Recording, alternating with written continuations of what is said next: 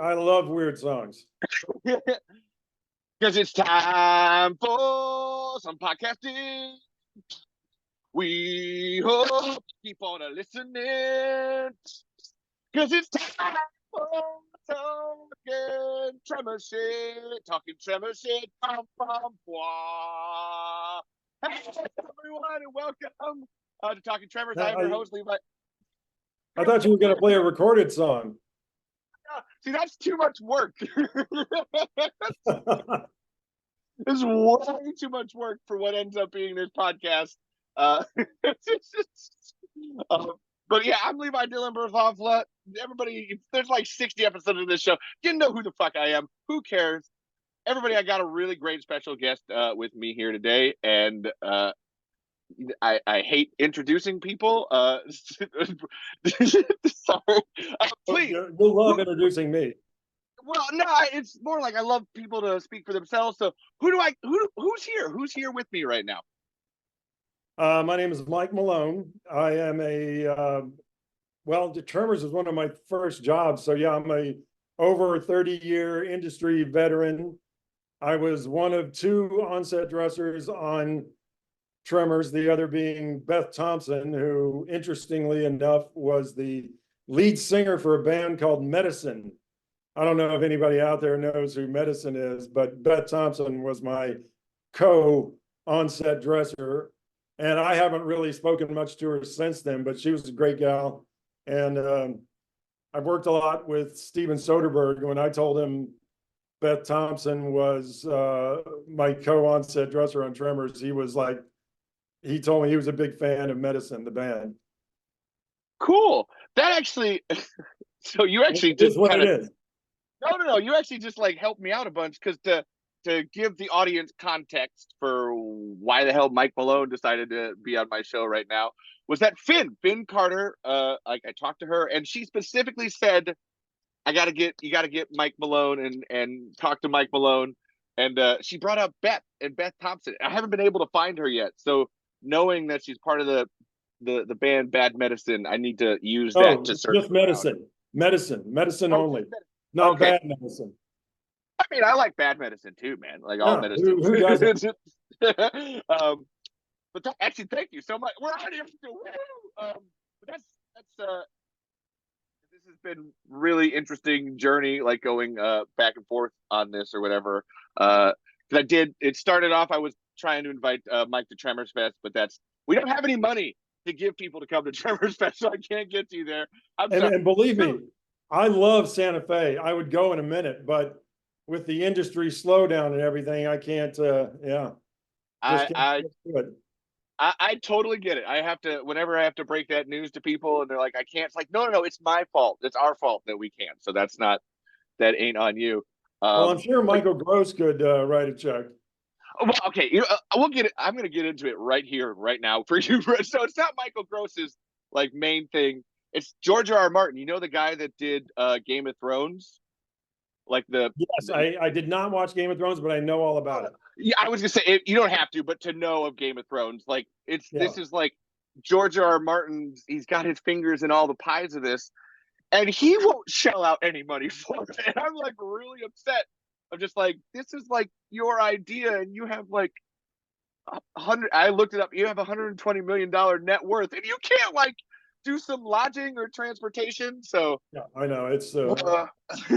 Rich people have much different brains than we do.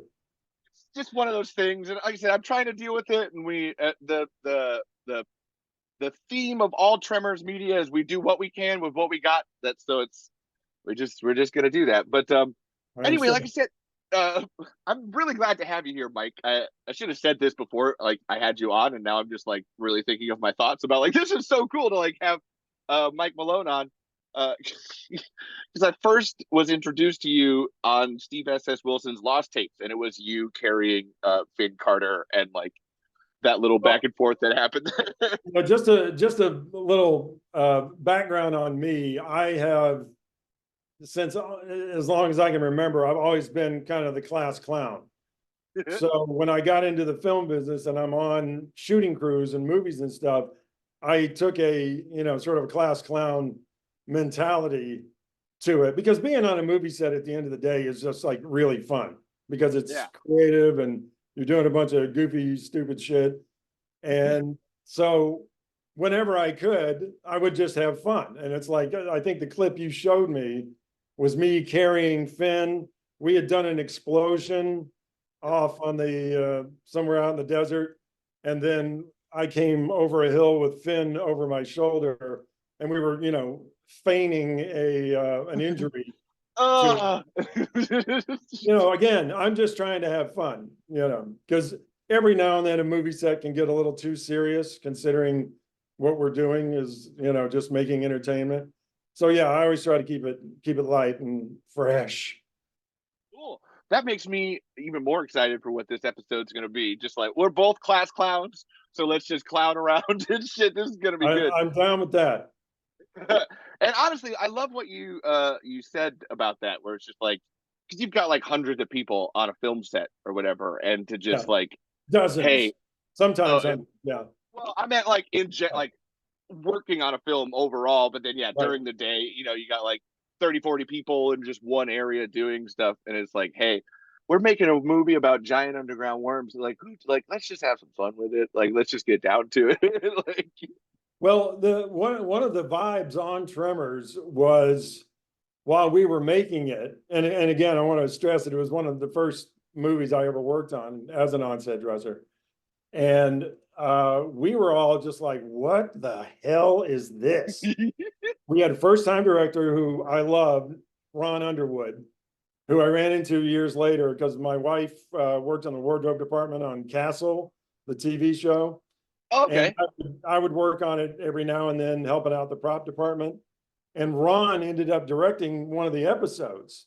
And I'm sitting there on set and I look on the call sheet and I look over and it's like Ron Underwood. And I walked over to him. I said, "Hi, Ron, it's Mike Malone from Tremors." And he goes, "Oh my God." So we had a nice hug and chat, but it's nice to see him doing well. Because again, we were all just sort of baffled. It's like, this is going to be garbage. And then I distinctly remember when we were at the cast and crew screening, everybody loved it. We were just sitting in the audience going, "Oh my God, this is fantastic." And that was back in the day when, to get another job on another movie, you'd have to have printed out resume. And Tremors was always near the top of my, projects that I had done. And invariably, no matter what, even though I had worked on Twin Peaks too, people look at my resume during an interview and they go, "Oh, you worked on Tremors." I was always one of the first shows that came up in interviews. It's crazy. Everybody loves it.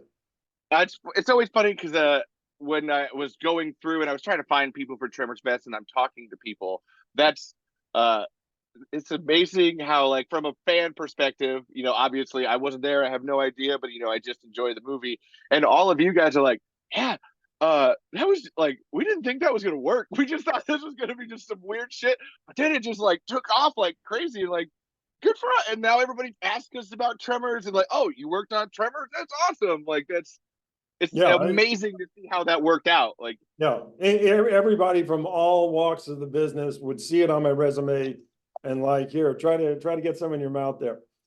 I just literally spilt coffee all So over my bottom.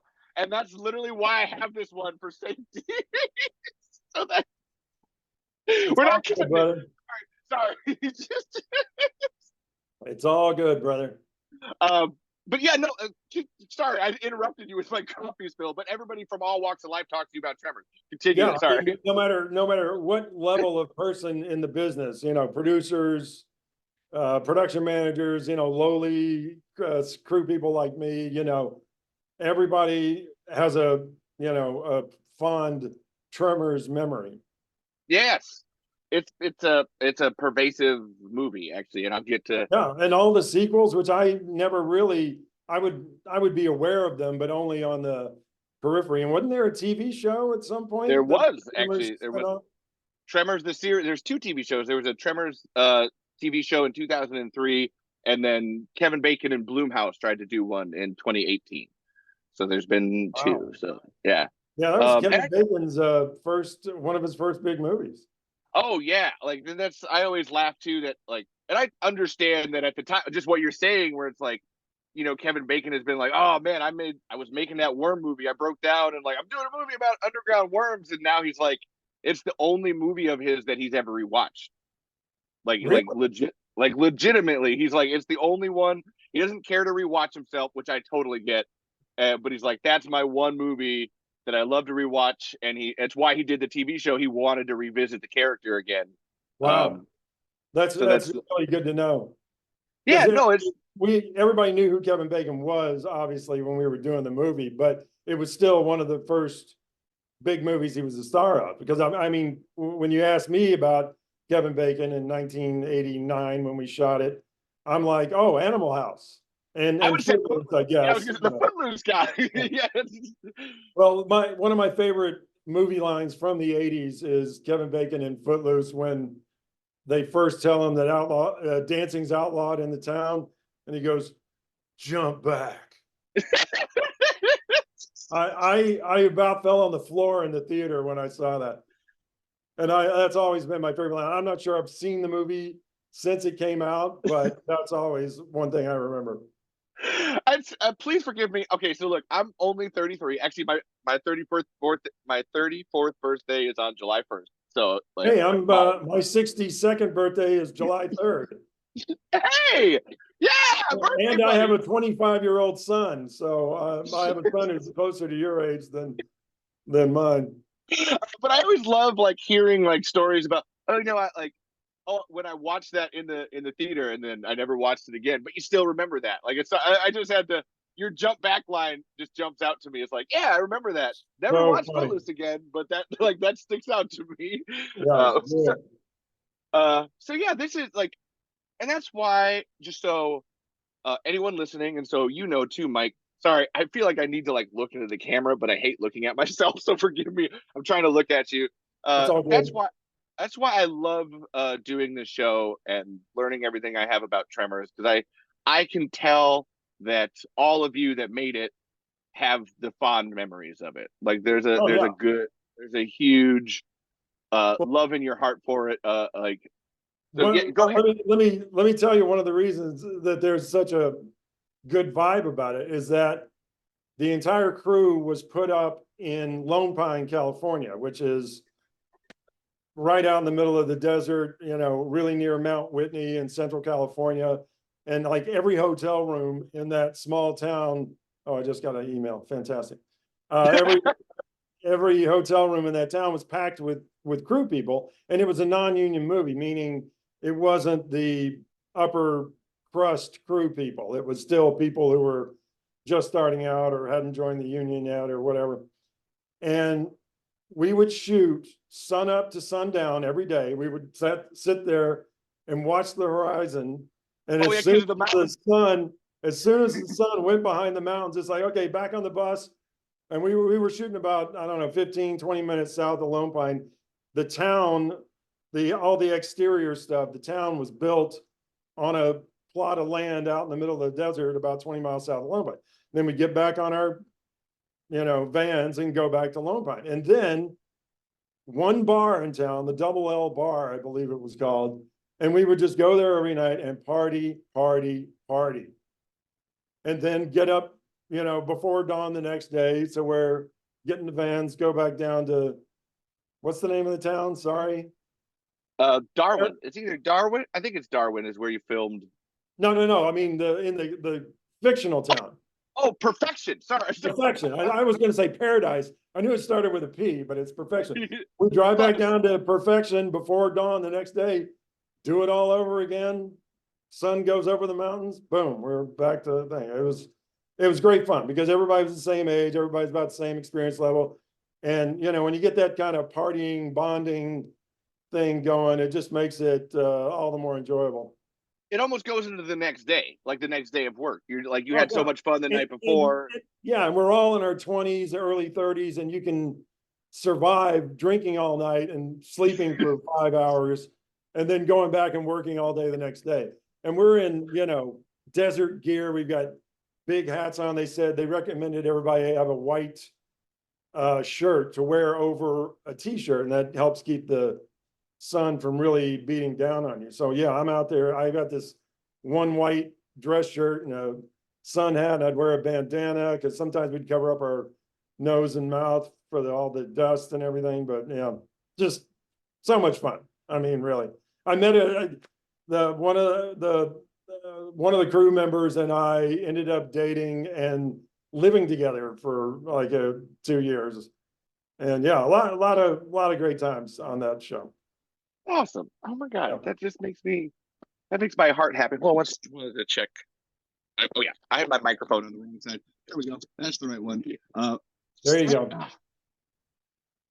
Yeah, like I said, that just makes me so happy. And then I spent all this time for a movie series that apparently everybody liked doing and enjoying or whatever. Yeah. Then, well, it's like, it's like Finn. We all had a great time. The girl I ended up dating, I visited, she was from New Jersey. I ended up visiting her and her family in New Jersey. And Finn at the time was married to Steve Weber from Wings, yes, who I don't think Wings had started up yet.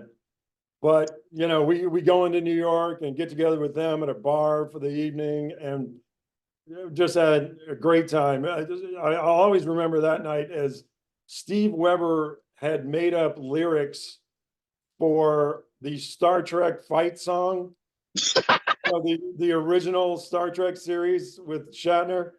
The that song Steve Weber had made up lyrics for. And I'm falling off a bar stool in New York, laughing about all this, just all because of Tremors.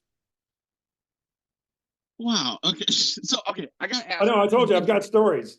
This is the point. Did you work on Tremors too? Then I was going through your whole discography. Well, yeah, here's the deal. I did sort of work on it, but in the movie business, and I think I was still non-union at that point.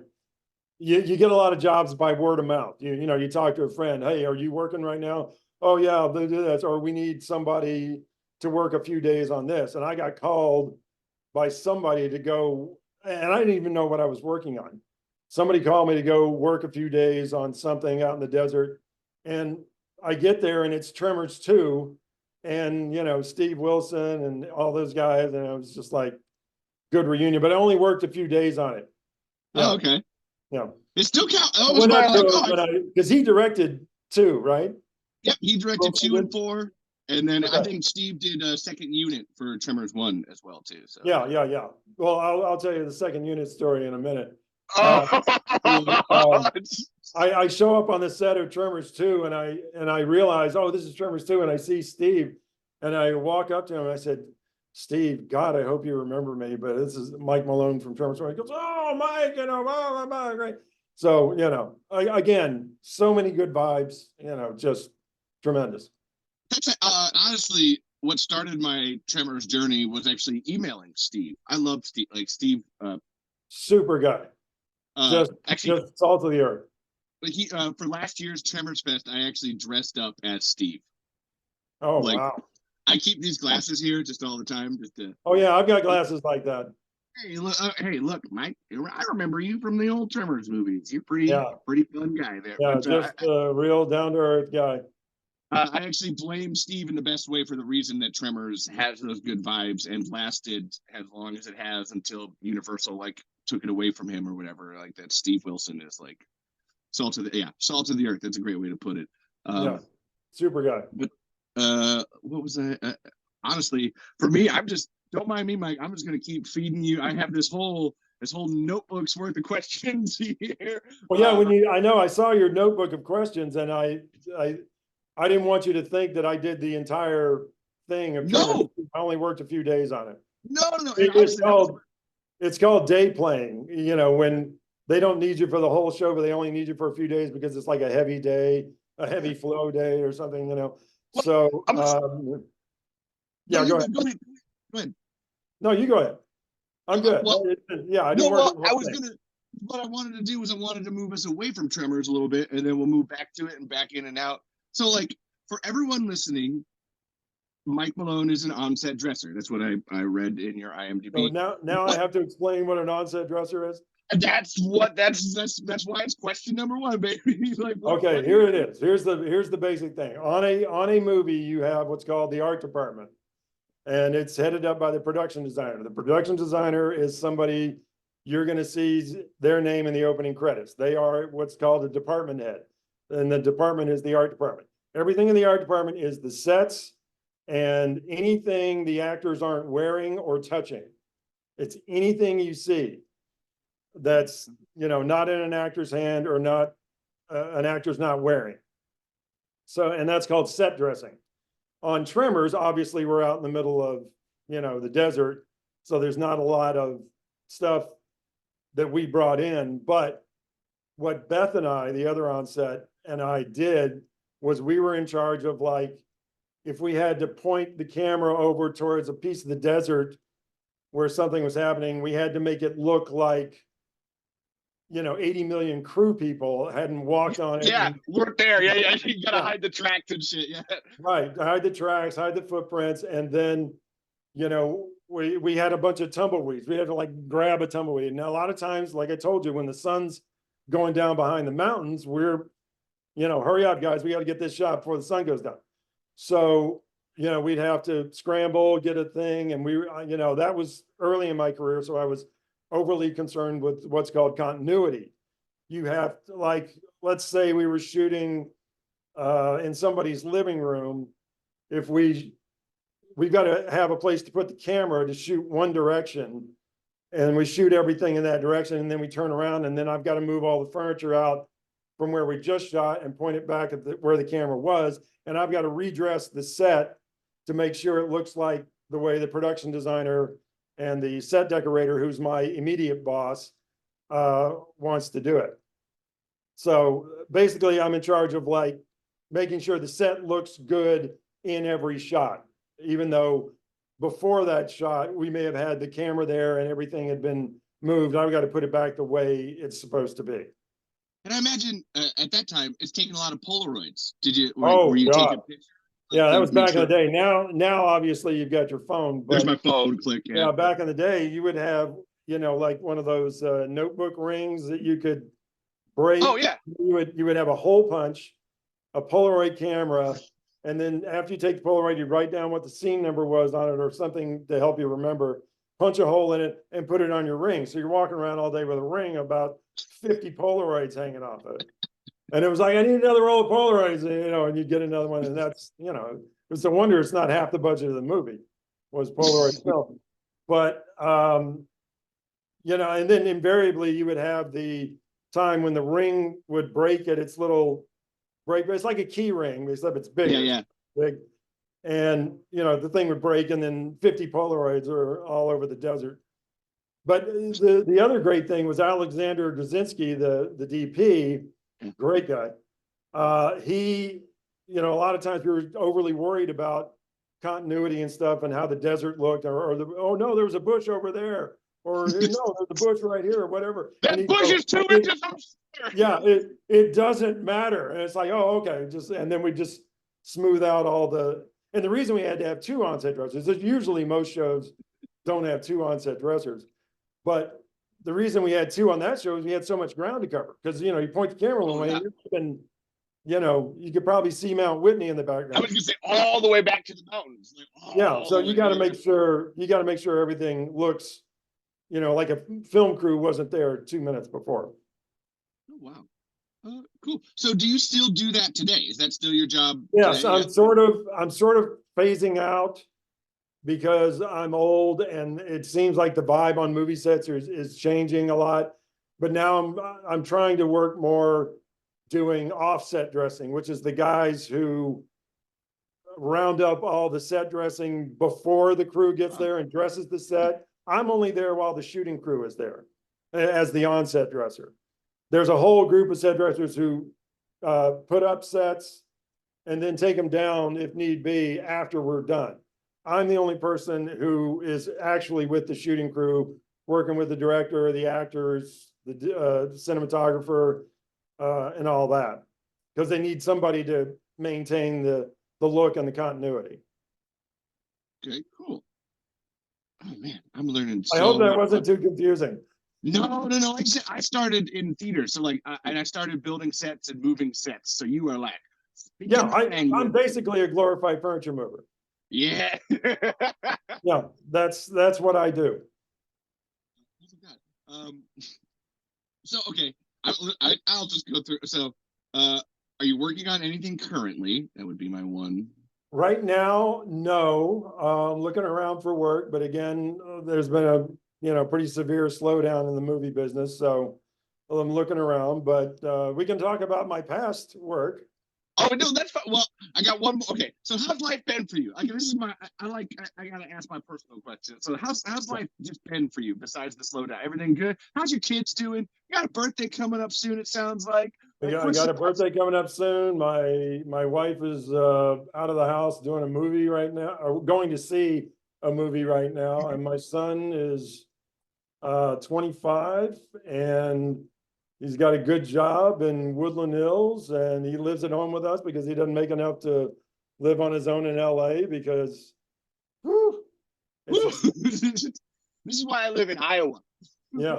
Cost of living. Sometimes I want to live in Iowa. Uh, Definitely cheaper. it's cheaper. That's definitely one of the pluses. Well, like I read what? somewhere on Instagram that they said LA is the most unaffordable city in the country. Oh, I can imagine.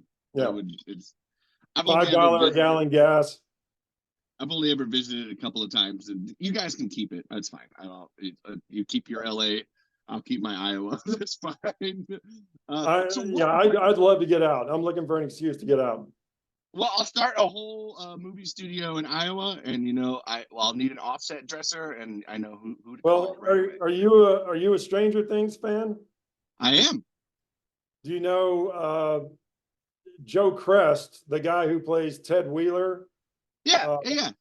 The guy is in the recliner most of the time. Yeah, the dad, Yeah, the Mike's dad. dad. Yep. He's one of my best friends. We met on a show, and we've written a few scripts together, and we're trying to get them off the ground because I went to film school at USC, and I've always wanted to be a writer director.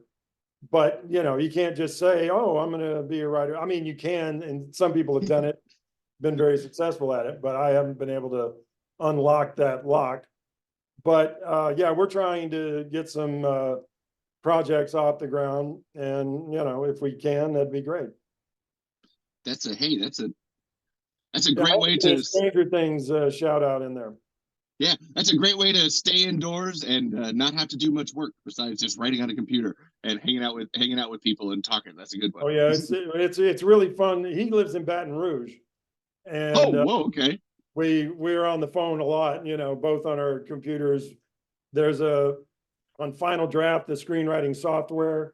There's a feature where you can actually sync up, and you have two cursors, different colors, and both work on the same thing. No, that's not what I wanted the character to say. Well, it's what I want the character to say. So this is what we're going to do. Yeah, there's been a few arguments, but fortunately, we're both sane people. So it's like a good marriage. There's supposed to be a couple of arguments in there. It's a very good marriage. That's how you make a good baby. I could do a lot worse as a husband. Yeah, he doesn't mean that. What's your wife's name? She knows all about it. She's been dealing with him. I've known him 6 months longer than I've known my wife. I met him on a Soderbergh movie in early '94, and 30 years ago. Holy shit! Wow, that just sunk in. And then I met my wife in summer of '94. So he's got dibs. Like he's got dibs. Oh yeah, absolutely. Oh, yeah. Absolutely. So what drew you to being an on-set dresser? Like of all the jobs in all of Hollywood, I got to be completely honest with you. I fell into it. After I got out of film school, I ended up working. A buddy of mine, I went to USC Film School, and a buddy of mine that I knew at USC, who was not a film student, worked for an entertainment lawyer in downtown LA. And he ended up leaving the job. He was sort of the glorified office boy. He would drive. We both of us. I mean, I did the job. I took over for him after he quit, and I worked there for a couple of years trying to get maybe some film financing stuff off the ground. We were never able to do it, and that's when it looked like there was really no future with the entertainment lawyer. A buddy of mine who actually I saw last night calls me up and says, "Hey, I'm working on this movie, Chud 2, Bud the Chud." Yeah. And he said, I think we need some people. So why don't you come on out? Long story short, I go out and I interview with the production manager, who's kind of like the boss of all the crew people. And I interview with him, and he says, "Okay, you're hired." And I was technically a production assistant, but I was assigned to help the on-set dresser on that movie. And so I ended up helping her. It was Stacey Rallison, who now goes by Steakhouse is her name. And she's I think a producer, like a LGBTQ producer, does a lot of those projects. Oh, nice. And she ended up getting a job after Chud 2 and said, "Hey, do you want to be the on-set dresser on it?" And then at that point, it's just snowballing. Oh, I got another job as an on-set dresser. Okay. And you need money. And it's just, and all the time I'm thinking, okay, I'm working as an on-set dresser. I've got a perfect sort of observation deck to view how filmmaking goes and how the sausage is made. Oh, yeah. Yeah, because I'm sitting there, I'm standing next to the director while he's lining up a shot. I'm standing next to the director while he's talking to the actors, and I'm seeing the whole thing. And I learned more in the first year or so that I was an on-set dresser about filmmaking than I ever did at film school. That's what they say, where it's like experience is the best teacher when it comes to that. Absolutely. Just get the hands dirty and start doing it. Yeah. That's, oh my God, that's why I love this show. I love like the way that life works, and just like, I didn't want to be an on-set dresser, and here I am with like 40 credits to my name as an on-set. I know, that's exactly it. I didn't want to be an on-set dresser, but at the time when it's like, oh, wait a minute, I've got to earn a living, and I've got like I said, a good way to observe how movies are made. And I always kept thinking in the back of my mind, I had scripts written and everything else. And, I ended up doing 9 movies with Steven Soderbergh. We were friends. And I saw that in your filmography. I was like, oh, he's one of the scripts that my friend Joe, who's also an old Soderbergh guy, one of the scripts we've got, Steven has said, "I will put my name on it as an executive producer so you can get it in the door." Because I mean, there's so many times where it's like, "Hey, we read my script, and everybody's like, get away. But if you say, "Hey, Steven Soderbergh's attached as an executive producer," they'll read it. So he's helped us get it read more often than it should have been, probably. Cool. Well, I'm going to have Gail Ann Hurd on the show in the future. So Gail, if you end up listening to this right now, we need to hire Mike Malone. Like, let's read a script. Let's get Mike some filming work here. Well, that's the funny thing is Gail Ann Hurd, love her to death. What a resume. I know, right? But she wasn't like out there in the dirt. No, she's not on a daily basis. But when she was, it was like, ooh, Gail Ann Hurd's here. Because again, we're all newbies in the business and not, high-end crew people. And she was kind of like a celebrity because, she had been Terminator and everything else. Aliens, all right. That. But no, everybody always likes to point out that, Gail Ann Hurd was like the main producer on Tremors. And I'm like, yo, Nancy Roberts is over here, and there would be no Tremors without Nancy Roberts. So I love Gail. She's great. But let's give some respect to the godmother of Tremors, like Nancy Roberts. Like she's, I always got to speak her up. So if you do listen, Gail, I love you too. I'm sorry. I would imagine Gail Ann Hurd gave Tremors some legitimacy, kind of like Soderbergh with my script. That's actually, so if you've never read it, there's a book called Seeking Perfection, the unofficial guide to Tremors, by this Scottish guy named Jonathan Melville. I've had him on the show a couple times. He's actually a fantastic dude. And what it was that because, first time director and Steve and Brent, and they weren't, all they had done was Short Circuit. So like Universal needed a better face producer, and Nancy called in Gail to be like, hey, could you Right. help us out Well, a little bit? And Steve and partner's name, I'm sorry, what? Brent Maddock. Brent, yeah, Brent Maddock.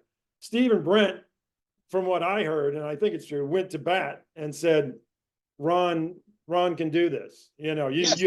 You for a project of that size, and I mean, it was still a pretty big project, even though it was non-union, but for a project of that size, you can't just hire Joe Blow, first-time director. You got to have these guys, the Short Circuit guys, Brent and Steve, going to bat for you. Mm-hmm. And that's what happened.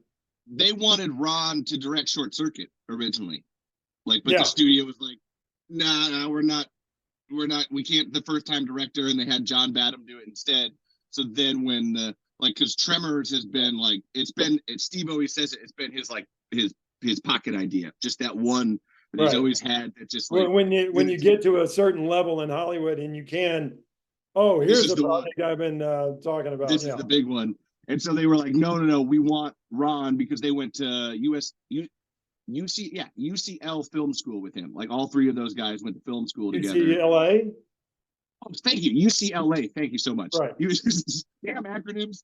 Yeah, that's across town. They're the enemy. Yeah, I went to SC. We're hated rivals. I was just, when you said that earlier, I was like, I wonder if that's like the enemy, the frenemy school. It's funny. My son, ironically enough, has dated a girl who just graduated from UCLA. So I wore a USC Hawaiian shirt to her graduation party. Cool. Oh wow! So I love getting off track. I love tangents on this show so much. Thank you so much, Mike. This is already. I love this. No problem. We're clowning around. Just so you know, I fell ass backwards into podcasting too. This was not my original intent, but here the fuck we are. Exactly. So, take me through like a day as a set dresser. Like you already kind of you gave the idea. Like what? Take me through you're just, you're hungover from the night before at the Double L bar, and you're coming in and you're trying to beat the stun. Like, what's a regular day? Yeah, we're on a van. We're on a van in Lone Pine, probably at 5 a.m, or at least an hour or so before.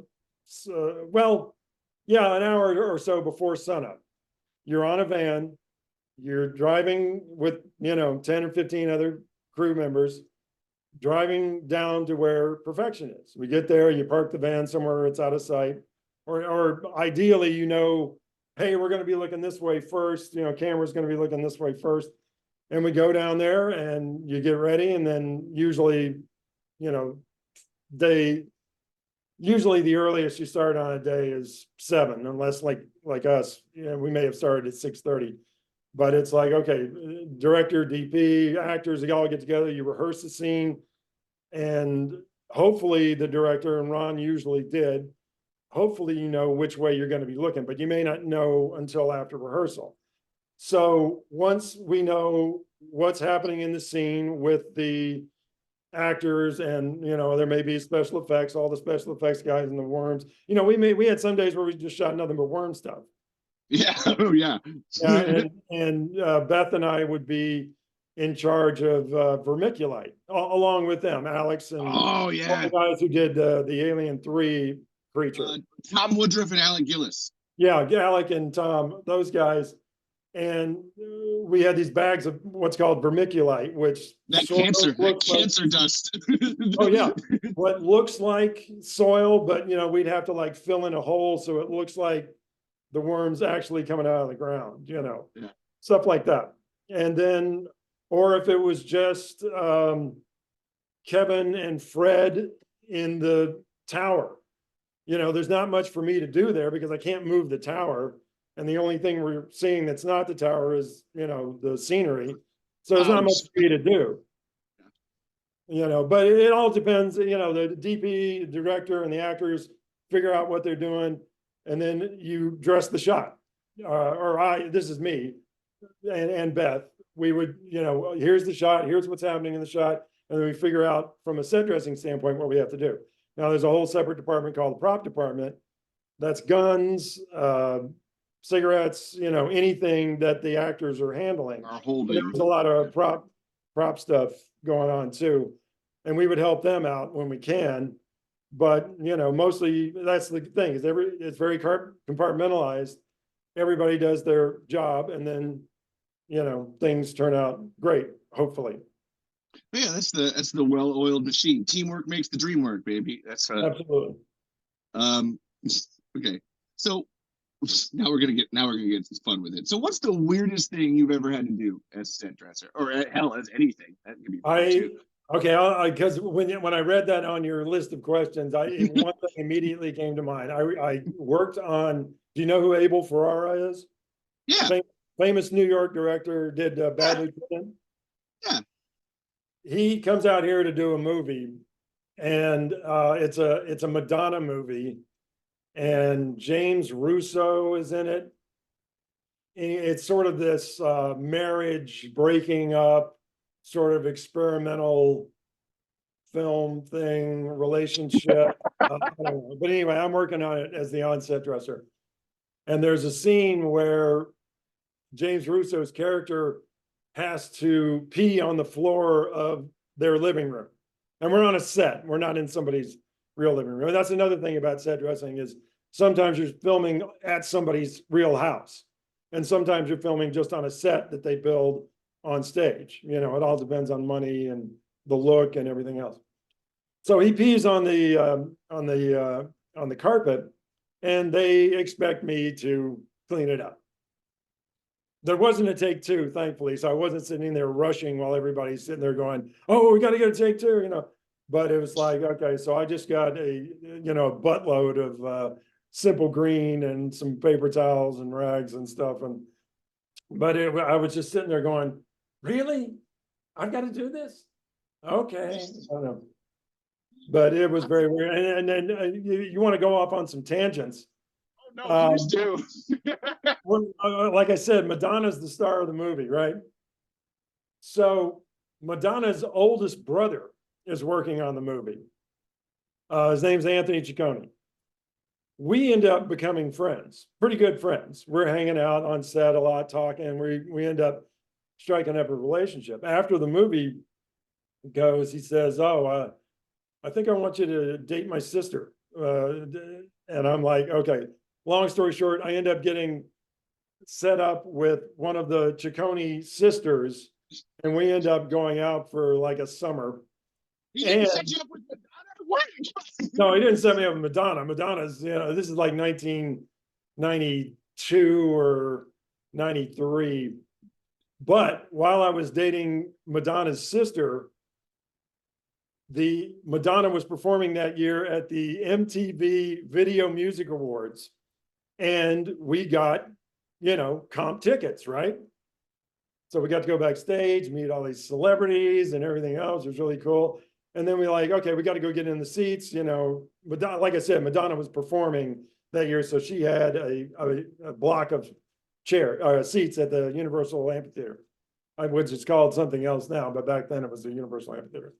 Anyway, so I'm going and we're walking and we're getting ready to sit down, and Steve Weber, Finn Carter's ex-husband, is sitting there because he's dating one of the top MTV news girls who happened to be really good friends with Madonna, and they had part of her block of seats.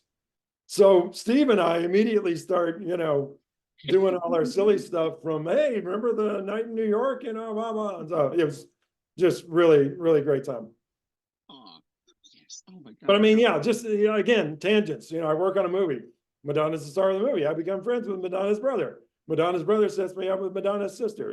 It's just, Well, on the subject of tangents, so why is Schizopolis? Why do you love Schizopolis? So everybody knows that's a Schizopolis, that's from Schizopolis. I've never watched Schizopolis, but I have no idea what the hell is going on. But why? Why? It's Mike messaged me. First of all, this is my movie. You got to watch it. I was like, I Yeah, need to. Okay. yeah, I told you earlier that I've always been a class clown. I come at things with a very kind of sarcastic, Fun. It's called fun. yeah, experimental. I like weird stuff. I like really offbeat comedies. So the first Soderbergh movie I work on is called The Underneath, which was his fourth movie. And it didn't do very well at all. And he was like not happy while we're doing it. And he and I were hitting it off. We're about the same age and we got a lot of the same sensibilities, both grew up in the South. And with my job as an on-set dresser, when I'm on set, I'm by the video monitor a lot, looking at the shot because I have to make sure everything from my department looks good in the shot. So I'm standing by the director and the script supervisor a lot, checking to make sure everything's cool, asking his opinion. Do you want me to move that chair in a little bit so we could see the chair, stuff like that. So I've got a built-in conversation reason for him. Anyway, we end up hitting it off. And about halfway through shooting The Underneath, we're in Austin, Texas for a few months. He says, look, I'm thinking about doing this movie on the weekends. When you're on location, when you're not in LA, you're working 6 days a week. You're working Monday through Saturday and you have Sunday off. And he said, I'm thinking about doing this movie on the weekends. I don't know what it's going to be, but I know it's going to be a comedy. And it's, he didn't really have a lot. And I'm like, yeah, count me in. Again, I went to film school, big time directors asking me to help. Oh, yeah, baby. Yeah, I'm like, yeah, count me in. We don't end up doing the movie on the weekends, but I don't know, six months later in 1994, he sends me a script for this experimental comedy he wants to do. It's called Schizopolis.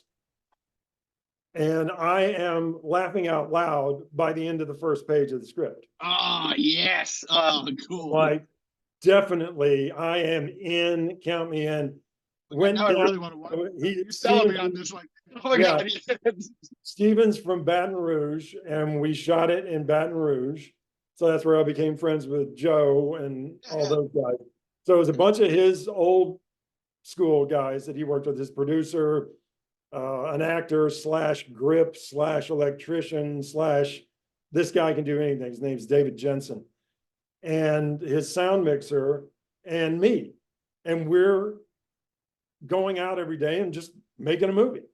And Steven's got it all in his head because that's what his big strength is as director. He sees the big picture. And it's like, oh, okay, what about this scene? Who can we cast in this scene? Oh, I know so-and-so. Okay, call him, see if he can come up. And we're just, it's like making a Super 8 movie, Yeah. I used to make Super 8 movies back in high school and junior high. And it was just, me, Soderbergh, 3 other guys are making a movie. My rent-a-car is like the grip truck. We're carrying equipment around in my rent-a-car. And I don't know, it was just, I was in it. I play this character who was like the head of a Scientology-like cult. They painted this picture because there's a scene where I'm in my house. I'm like some rich guy. I don't have a big part, but I play the head of this Scientology-like organization that Soderbergh's character, and Soderbergh's the star of it. He is the star and everything, writer, director, everything. He's got the whole movie in his head. He knows when to change costumes because he plays like 3 different parts. It's just unreal. And it's so off the wall, so offbeat and funny. And it's on HBO Max right now. So if anybody out there wants to see it, you can watch it. But it's so weird. It's so offbeat and just, fun because I felt like, wow, this is exhilarating. This is fun. I'm being, they're listening to my suggestions. I've got, I'm doing a scene where I've got lines, and if I think of something funny, they're going to think it's funny too and put it in the movie. And just, it's just, I don't know. It was just exhilarating. Okay. I'm going to tell you right now, Mike, I know what I'm doing tomorrow. Like I know what, no, but I am watching this movie tomorrow, and I'm kind of kicking myself that I didn't have more time to watch it before this because I am sold. Oh my God. Oh yeah, That's it's crazy. It's nutballs, but fun, and it's just weird. There's entire scenes where he dubbed over people speaking Japanese. awesome. I don't want to tell you anymore. If you're gonna watch it tomorrow, you'll No, get no, it. like I said, And I no, know if you watch it tomorrow, I'll get a phone call from you. That's what I wanted. That's why I'm You saying want to it do right another podcast after you watch it. I would be like, oh my god, because I do everything, the premise, but then just the idea of just like, hey, there's like just half a dozen of us that went out and filmed a movie. I'm like, oh my god, I'm in. I'm in. Here's the funny thing: the following year, he took it to Cannes at the Cannes Film Festival, and the thing was, we didn't get paid for it, but we all owned a piece of the movie. Yes. We kept thinking, we're all on pins and needles thinking, oh, Harvey Weinstein or somebody is going to pay, $2 million for this movie. And the budget was low six figures. And we're all $2 money and everything else. But apparently screening at Cannes, nobody could figure it out. Nobody knew what to think. And the thing is, they love Soderbergh there. He won, the Palme d'Or for Sex, Lies, Videotape. Steven Soderbergh, like that's all you got. Like that's. I know, but again, he's coming off Sex, Lies, Kafka, King of the Hill, which I still think is his best movie, and then The Underneath, which is the movie I did with him. And the last three movies, nobody really saw them. So Sex, Lies, and Videotape was a worldwide big hit. I think it grossed over $100 million, all said and done. But he was, a lot of people had theorized that he was in a sort of a creative funk, and then Schizopolis got him out of the creative funk, and then the next movie he did after that ended up being Out of Sight, I think, or okay, or The Limey, one of those two. Yeah. And then that's I started working with him at that point, on all the big movies. I did Out of Sight. I didn't do The Limey because I was doing Austin Powers 2. And while we were doing Out of Sight, Austin Powers 2 had just come out, and on set, virtually all day long, people were quoting lines from Austin Powers, the original Austin Powers, because, so that's not my bag, baby. So when I told Steven, I said, look, I'm doing Austin Powers 2. I don't think I'm going to be able to do The Limey. He said, go do Austin Powers 2. Hey, go have fun. Go have fun. Again, that's the no. Yes, I will. I will go. Yeah. Then I ended up working on Traffic and Ocean's 11 and Solaris and all the good ones. Aaron Brockovich. Yeah, that's why everybody, just so you know, like if somebody asks you to do something, just say yes. Just say yes and go have fun, because you just never know what the hell ends up happening. Like that's absolutely. Just say screw it and do that.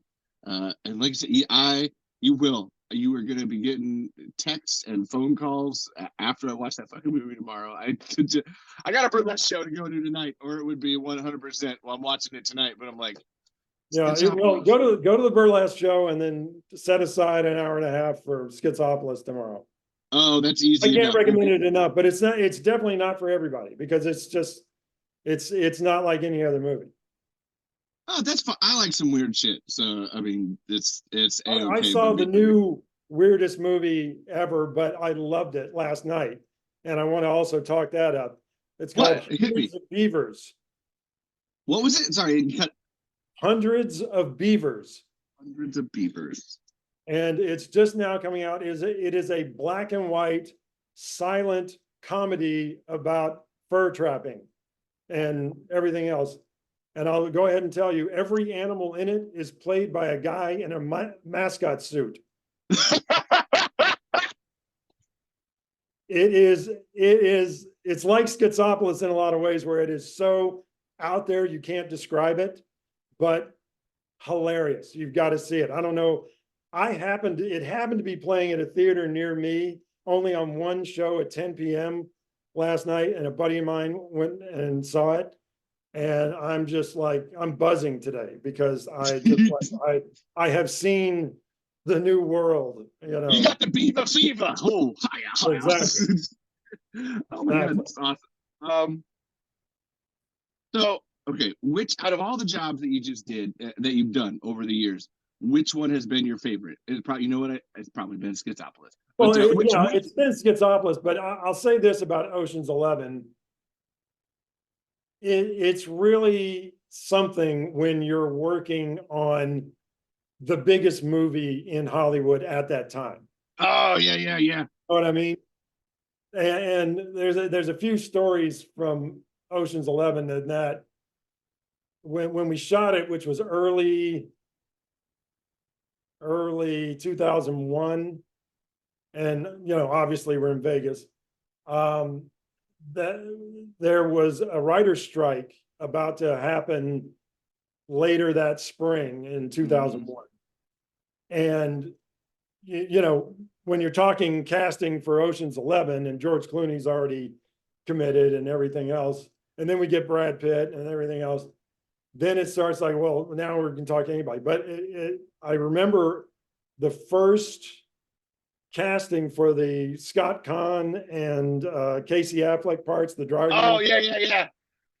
That was originally going to be played by Luke and Owen Wilson. Oh. But they dropped out because, and this is what I've heard, again, it may not be the gospel, but I'm pretty sure this is what I heard. They had to drop out because a lot of films were rushing into production to get finished before the writer's strike. Yeah, and one of those movies was Royal Tenenbaums, Wes Anderson. So they felt compelled to go to Wes Anderson's movie, and we had to do that. And I even though I love Carl Reiner a lot, allegedly it was supposed to be Alan Arkin was one of the first choices, and he had to drop out for health reasons. And the writer Ted Griffin, who is a buddy, he was pitching for Ben Kingsley. I don't know how far down the road that got, but I remember being in the office one day and it's like, oh yeah, we lost Alan Arkin, and Ted wanted Ben Kingsley, which I thought would have been great too. But when you're in that rarefied air, when you're working on a movie and you can talk about that kind of casting, Alan Arkin, Carl Reiner, Ben Kingsley, it's a rush. Just rubbing shoulders with the greats there, like that's huge. Oh yeah. And Julia had already won for Erin Brockovich, so she was pretty much locked in as the female lead because she was the darling of Hollywood at that time. She's Julia Roberts. Yeah. And I want to say Johnny Depp might have been considered at one point in the Matt Damon part before the. Okay.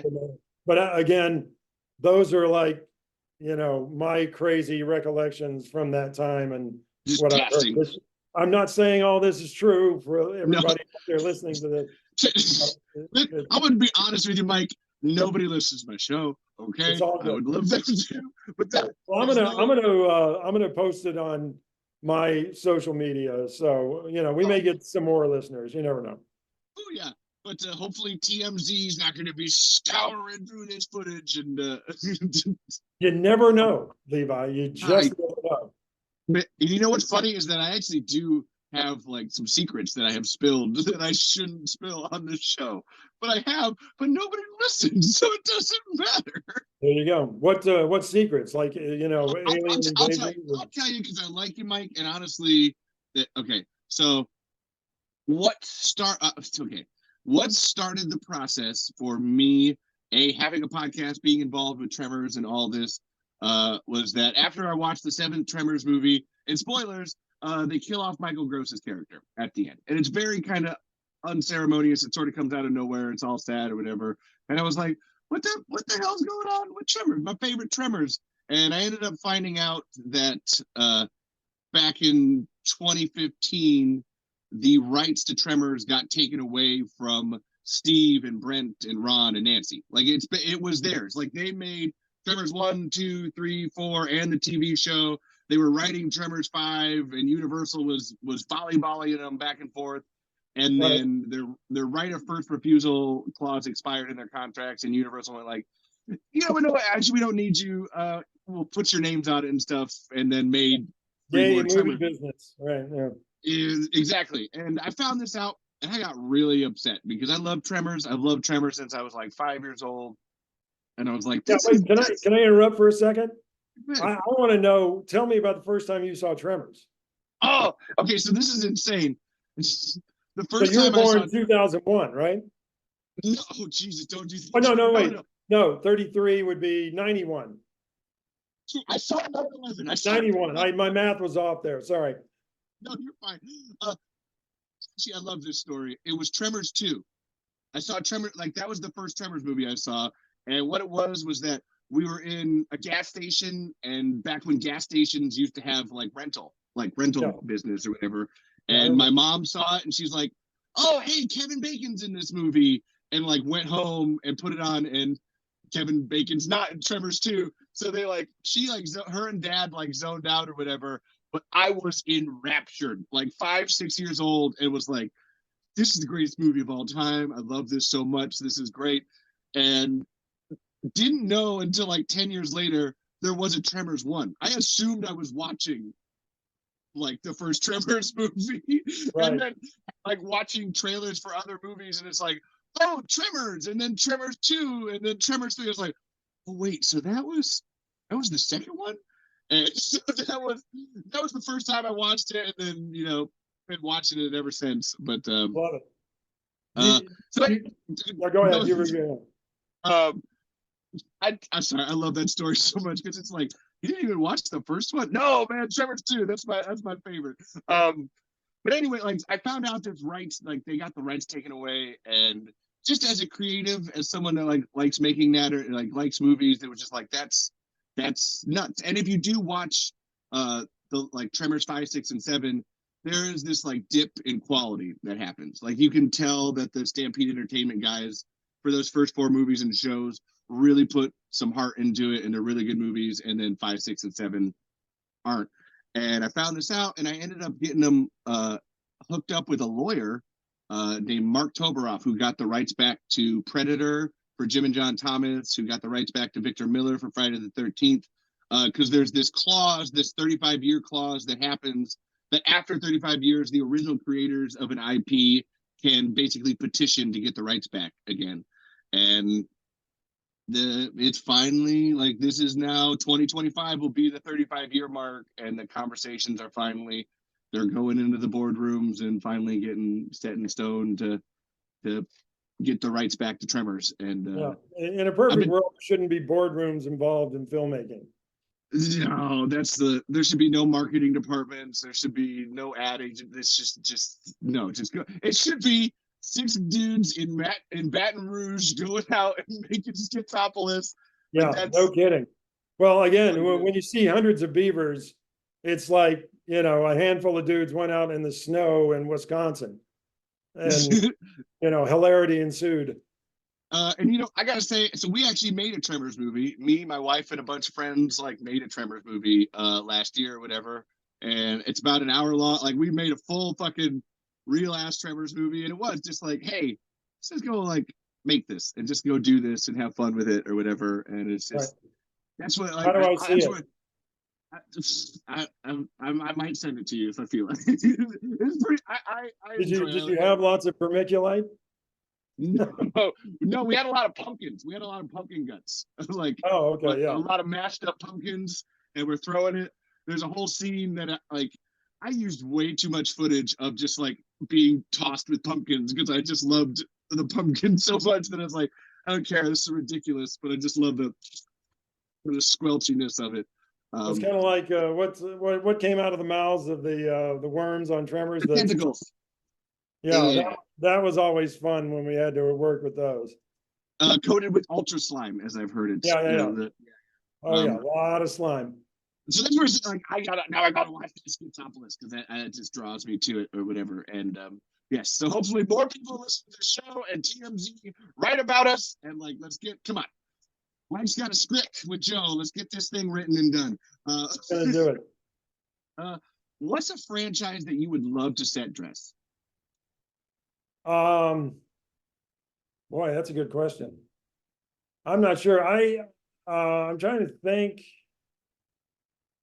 I knew a guy I worked with a lot here was one of the set dressers on Top Gun Maverick, and he was telling me a story recently about how, you know, when the plane at the beginning, the opening scene, when the plane takes off and that little shack, you know, kind of vibrates off the ground after the plane flows over. Ed Harris is, you know, coming to shut down the plane stuff. And my friend was in charge. His name's Keith Giller. My friend was in charge of building that hut and the opening gate and everything. And I said, well, was that CGI when the plane flew over and the whole shack came off the ground? He said, no, that was real. I mean, it wasn't the real plane. They CGI'd it. There was a plane, but it wasn't the plane. It's compositional CGI. We Right, take one right. image and put them on top of each other. Right. Yeah. But I thought that's a good set dressing story. I mean, a lot of set dressing stories are just like super, super boring.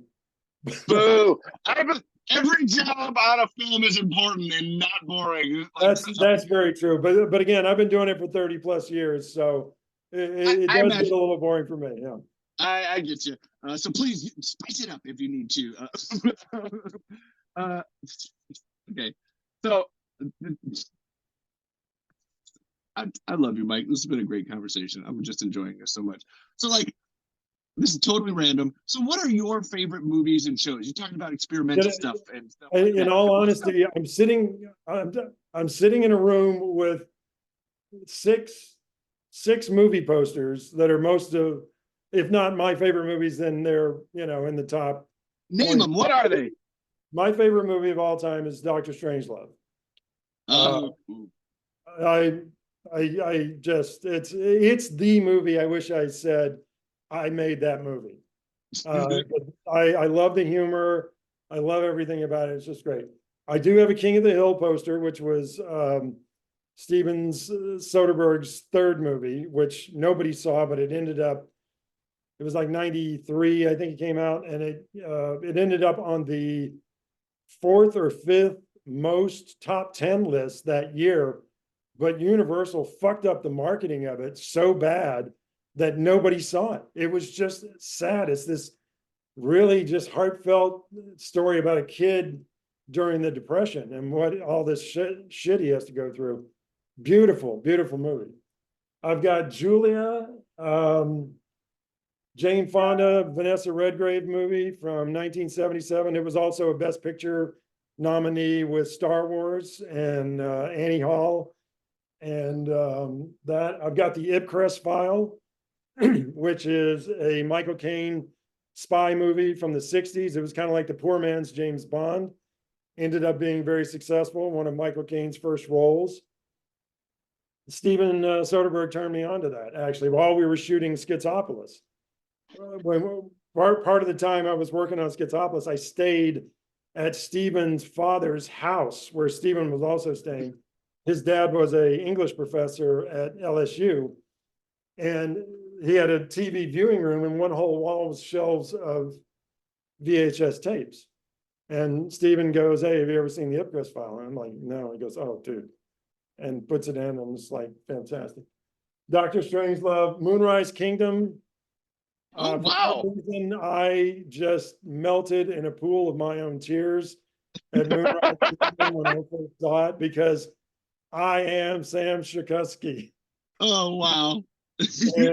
and I've got not a real original, but a print of an original Star Wars poster, because I was 15 when Star Wars came out, and I was just I was reading Time magazine, and I read everything about it. And I think I ended up seeing it back then, probably from 77 to time I graduated college in 84. I probably saw it 20 times, and a lot of those in the theater, and a lot of those, you know, on the very beginning of VHS and all that. Oh, wow. That is a hell of a range, too. I love that. Like, yeah, Dr. Strangelove to Star Wars. Like, wow. I love Blade Runner. Blade Runner is one of my favorite movies. Because I like 2049. I saw it on Friday night. It opened in my hometown in Tennessee, opening night, and then I went back again the next day on Saturday. Ooh. Manhattan, Woody Allen's Manhattan, I love a lot.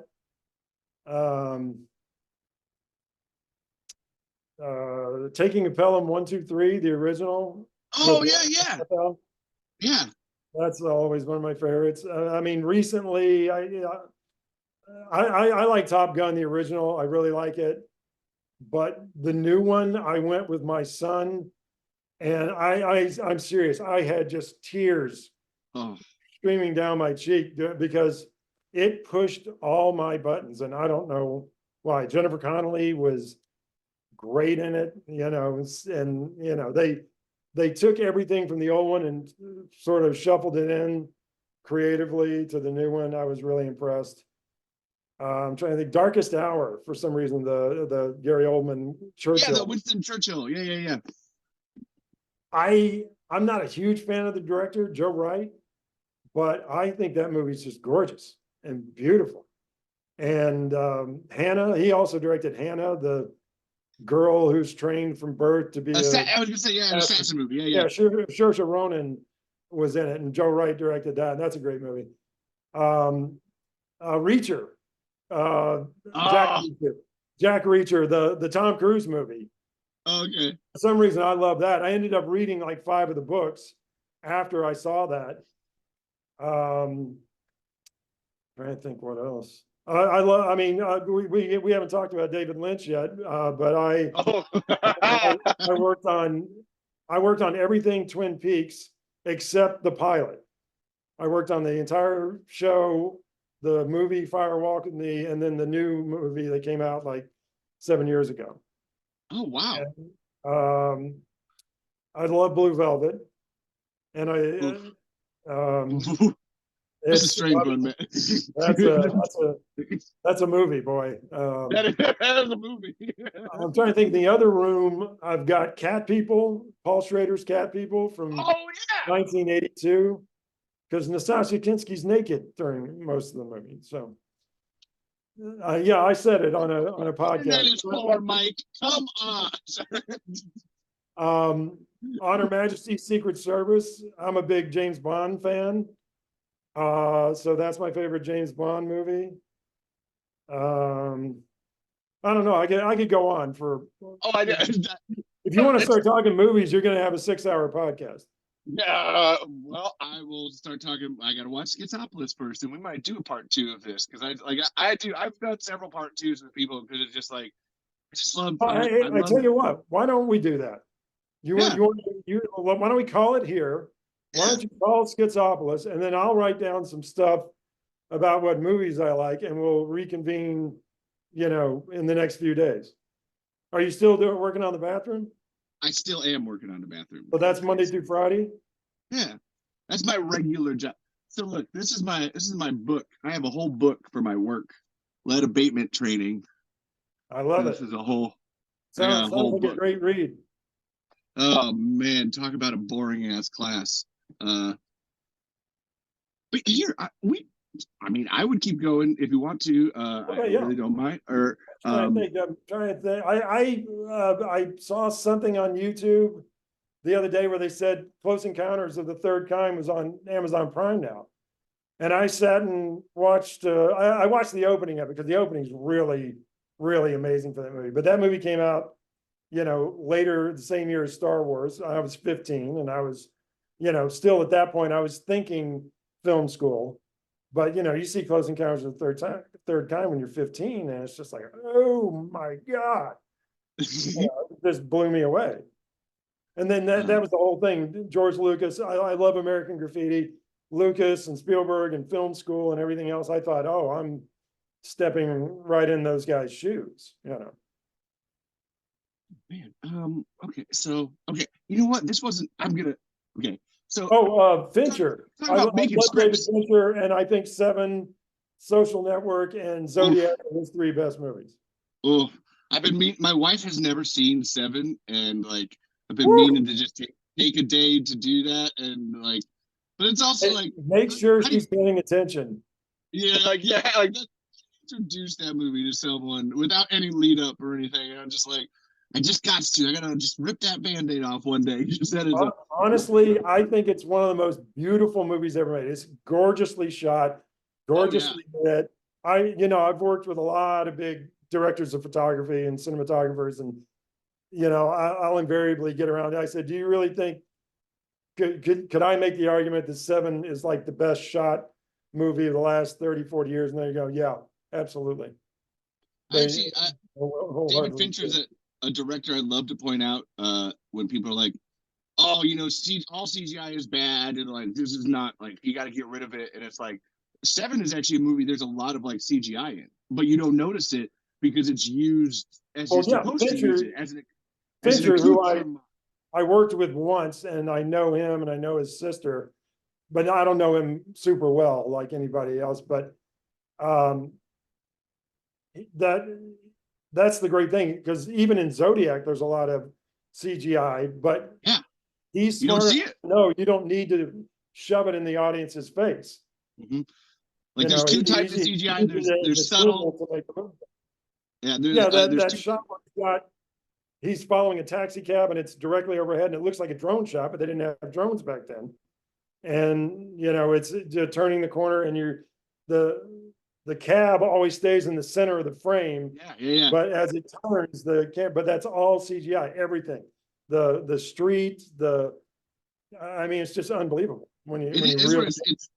It's amazing. It was 2007. And actually, so okay, this is what, again, I didn't write. Well, yes, this is what I love. So, how has CGI changed your job? I have been on sets where I will say, "Oh, that thing just blew over," or that, like maybe a big wide shot of when we're outside, or something fell or something doesn't look right. And I'm like, "Do you want me to fix that?" And they've got guys on set now who are strictly CGI guys, and they'll say, no, we can fix that in post. They fix can it in post. Yeah, fix it in post. Oh God! But it's not anything that's horrible. It is a time saver, and it is ultimately a money saver, because I worked a little bit on Babylon, and I remember there were a few times where it was like we were out in the desert, and I worked on a lot of desert movies apparently. So out in the desert, and there was some stuff blowing around, and I was like, I can go nail that stuff down if you want, blah, blah, blah. It's going to take a few minutes. And it's like, no, we don't have the time. We'll just fix it in post, because, allegedly it's very easy just to paint it out. True. I don't know how, but I know there's smarter people than me that do. So let them do it. Yeah, it's computer people. Yeah, we're not computer people. Don't let the podcast fool you, Mike. As I told you, my Indian name is Dumb with Computers. Okay, so when you're watching a movie, do you ever look at it and go like, that lamp isn't in the right place? Or yeah, I was watching a Bond movie. Correct, or like stuff like that. Yeah, I was watching a Bond movie the other night, and very, very prominent lamp, and it's just a little off. And that's my thing. I have had decorators who, my immediate boss, the person in charge of what goes on a set.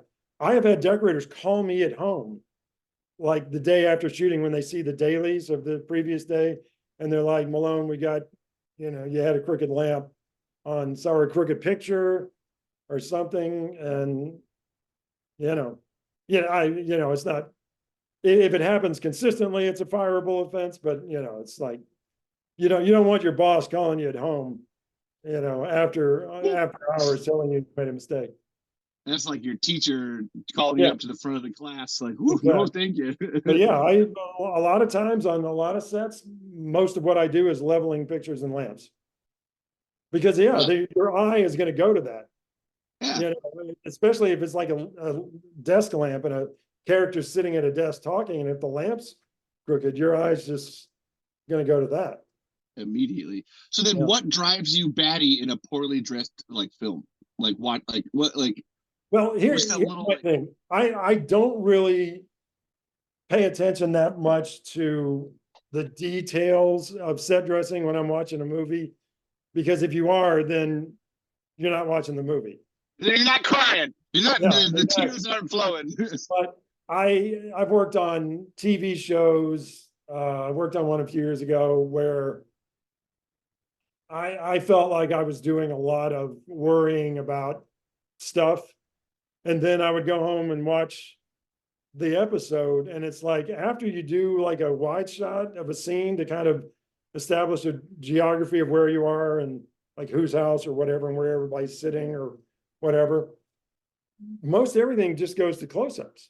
Yeah. Everything behind you is out of focus or you don't notice or whatever. Now, I'm not saying that I don't do anything, but it just, once you're in close-ups, set dressing becomes really, not high on the priority list. And on TV, you watch most every TV show and you're going to be in close-ups a lot. Unless it's an action show. Yeah, exactly. Yeah. Thank you for illustrating close-ups. See, right now, I'm look, in look at all this in the particular background. site that I am right now. This is called 2 T's. Or it was what it used to be called. You can't do that anymore, obviously. But it would be, you're holding the chest of an actress or an actor. And then this is like a medium close-up, and then this is like a close-up. And this is like a regular close-up. And then you got a cowboy, which is here down to like mid-thigh. Okay. If a character's standing, that's called a cowboy. This is all cinematographer talk. We're going to the USC film school in Mike Malone. Right? Well, no, I learned all this stuff after USC. I told you. Yeah. Learn it on set. Okay. Oh my God. This is One of my first days working on Twin Peaks, David tells me to go get something, and where's the cover for the car? I think it was Bobby's car in Twin Peaks. And I'm like, I had no idea where this cover was. I didn't know if we were supplying it. I didn't know if Props was supplying it. But David Lynch is telling me this, and I'm, a big fan of Dune and big fan of Blue Velvet and everything else. So David Lynch tells me to do something, I'm going to do it. I end up going and getting a grip, piece of grip equipment that's like a big white, essentially a sheet. It's not really a sheet. It's a scrim, but it's a big thing tie up to a metal frame, and then you use it to diffuse. It's diffusion. Use it to diffuse the light on an actor or actress or anything. And I saw it and I grabbed it and I start aging it by rolling it around in the dirt. And the key grip, who I ended up becoming great friends with, was like, dude, what are you doing? And we, like I said, we ended up becoming great friends after that. And the actual cover for the car ended up showing up. But again, I'm like, this is one of my first jobs. I'm working with David Lynch. I gotta, yeah. So yeah, you're learning by doing and making mistakes and learning from those mistakes. Oh, man. Okay. So I'm having an internal struggle right now, Mike, because I'm loving talking with you, but I want to keep talking with you, and I want to watch Schizopolis. I got nothing to do, man. Okay, so all right, You're a Twin Peaks fan. You want to talk about Twin Peaks? I do love Twin Peaks. That's where I'm like, honestly, okay, so just so you know, you can talk as much as you want to. I have more questions. If we want to end up doing a part 2, I can. Honestly, I'll probably watch the movie and have like even more questions and stuff or whatever. So like, let's just roll until we feel like not rolling. I'm fine right now. I'm good to go. Yeah, I'm good to go right now. So anything you want to talk about? I was about to go into Tremors question, but now I'm like, okay, I'll tell you this. There's a connective thread between Tremors and Twin Peaks. Scarlett Stewart. Yes, or is it her. Okay, but how I got on Twin Peaks has a lot to do with Tremors. Okay. Oh, okay. Yeah. So one of the wardrobe girls on Tremors, and I don't know if she's in any of the behind the scenes stuff, is named Lori Hudson. Okay. And I spoke with her a few years ago. But I told you I ended up dating a girl and ended up living with her for a while after Tremors. And the Lori Hudson, the wardrobe girl, was the one who kind of shoved us together, me and the girl I dated. And they lived next door to each other near downtown LA. So when I was dating the girl, And hanging Lori out. Hudson Yeah, was yeah, right yeah, next door. yeah. And when I was talking to her one day, I said, so are you working? Because it was like time, for back then you could work on a show and then you'd have enough money where you could fuck around for a couple of months and just travel or do whatever. Yeah. So she comes up and she says, oh yeah, I'm working on this David Lynch thing. And it's like, David Lynch thing? What? So I immediately start investigating. She had the production office number.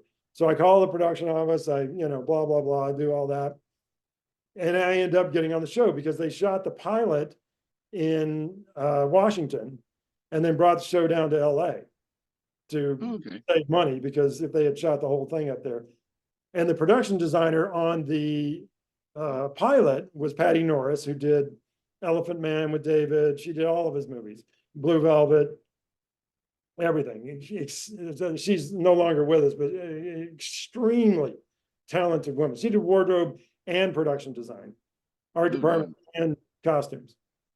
So she wasn't on the show when they were in LA, because if they did, she never liked me, but David liked me. So she kind of bit her tongue. But I worked on the entire show in LA, both seasons. There was like 7 or 8 episodes, season 1. And then, full 22 episodes for season 2. For season 2, yeah. Yeah. So after season 2, the show's not coming back because, let's face it, it didn't really tie up all that well. I love David, I love Twin Peaks, but season 2 it's David Lynch. You can't expect him to give you a straight answer. It's not how that works. Right. So talk started that he was going to do a Twin Peaks movie. And he ended up picking 4 people from the TV show to come work on the movie. And I was one of the 4. And Lori Hudson, who, was on Tremors, was also one of the 4. And we end up going up to back to Washington to shoot Fire Walk with Me, the movie. And so that was fun. And then also, here's another connective tissue to Soderbergh. When I heard about the Soderbergh movie shooting in Austin, Texas, we had just had an earthquake in LA. It was the last really big one we had in '94. And I was living near Fairfax and Melrose, and the freeway had collapsed at the Fairfax exit off the 10 freeway, which is, if you wanted to get anywhere from where I lived, you had to take that exit. And I thought, what am I going to do with the freeway exit collapse? I got to get out of town. So I'm out having drinks with a couple of girls I know. And one of them says, oh yeah, I'm getting ready to go to Austin to work on this Steven Soderbergh movie. Boom, my mind goes to, I had just seen King of the Hill the year before, the movie I said I liked that nobody saw, and I'd cried like a baby during it. I said, I got to get on that movie. So I send a resume to them in Austin, and it came down to like 2 people. And the girl who was one of the secretaries in the art department said, come on, we got to give it to this guy. He worked on Twin Peaks. Oh, yeah. So that was the tiebreaker. And that's how, and I ended up driving down to Austin, spending the next few months there while we made the Underneath. And then by the time I got back to LA, the freeway was fixed. Yay. So it was great. I got to meet Soderbergh and get in with him for a while. And I got out of LA and the mess that was there after the earthquake. So it's like, again, this is why the name of the show is Talking Tremors. There was the tremors from the earthquake that caused you to end up working with Soderbergh. Excellent. Excellent. That is excellent. You were thinking, my man. I shoved that one in whenever I can, baby. Hey, I didn't mind the shoehorn there. That was a good one. No, but that's what I think is endlessly fascinating, is that just, hey, that's the guy that worked on Twin Peaks. And that's literally the thing that set that over to get the job. Just those Well, little. again, it's like, this is how you get jobs. It's usually like word of mouth, or, yeah, I'm working on this, call the production office, get an interview, well, at least it was back in the day. It's a little changed now because, I sent you my IMDb page, and a lot of people don't keep up with their IMDb page. And if you're just like a rank and file crew member, they don't list every electrician or every grip worked on the show, but the producers, writers, all those people, IMDb kind of keeps up with that for you. The important ones. I hate that fucking. Well, they are important, but it is. They're not too important. Let's put it that way. Yeah. We're all important. It wouldn't get done without everybody. Well, with AI, none of us may be important anymore. Ooh, baby. Yeah, there's I have probably hundreds of hours of this show, and AI can come in and then reapproximate me, and I get to go bye-bye, and there's no more Levi talking Tremors. It's the AI is talking Tremors. It doesn't take much, man. The good news is you can't AI a new bathroom. Yeah, yes, you're still gonna need that tool, tool set. That's actually why I do that job. And I've done construction for like 15 years. I absolutely just love it. Because I know that unless you're building a new house, robot can't do that job, man. No. Robot can't replace your windows. Robot can't redo your kitchen. Well, maybe a robot could maybe paint a room, but it's gonna be hard for it. Right. It's a great fallback or whatever for everything else that I do. But yeah, and I was, just as an aside, I love tiling bathrooms. I know that seems really, really weird, but I love picking out the tiles and placing them and making a nice pattern. And it's an art in and of itself. Are you OCD, ADHD? No, I'm maybe, but I probably have a couple spectrum disorders here or there, whatever. But I'm kind of the same way about stuff, but not tiling bathrooms. No, I just had to I love tiling my bathrooms. Fuck you, robots! You can't take that from me. Yeah, because the script I was telling you about that I wrote with Joe Crest. We were working on it the other night, and there's just times when it's like, no, this sentence can't be on 2 lines. I've got to take out a word to get it bumped up to 1 line. So I know to go to that Soderbergh thing, you got to see it up here.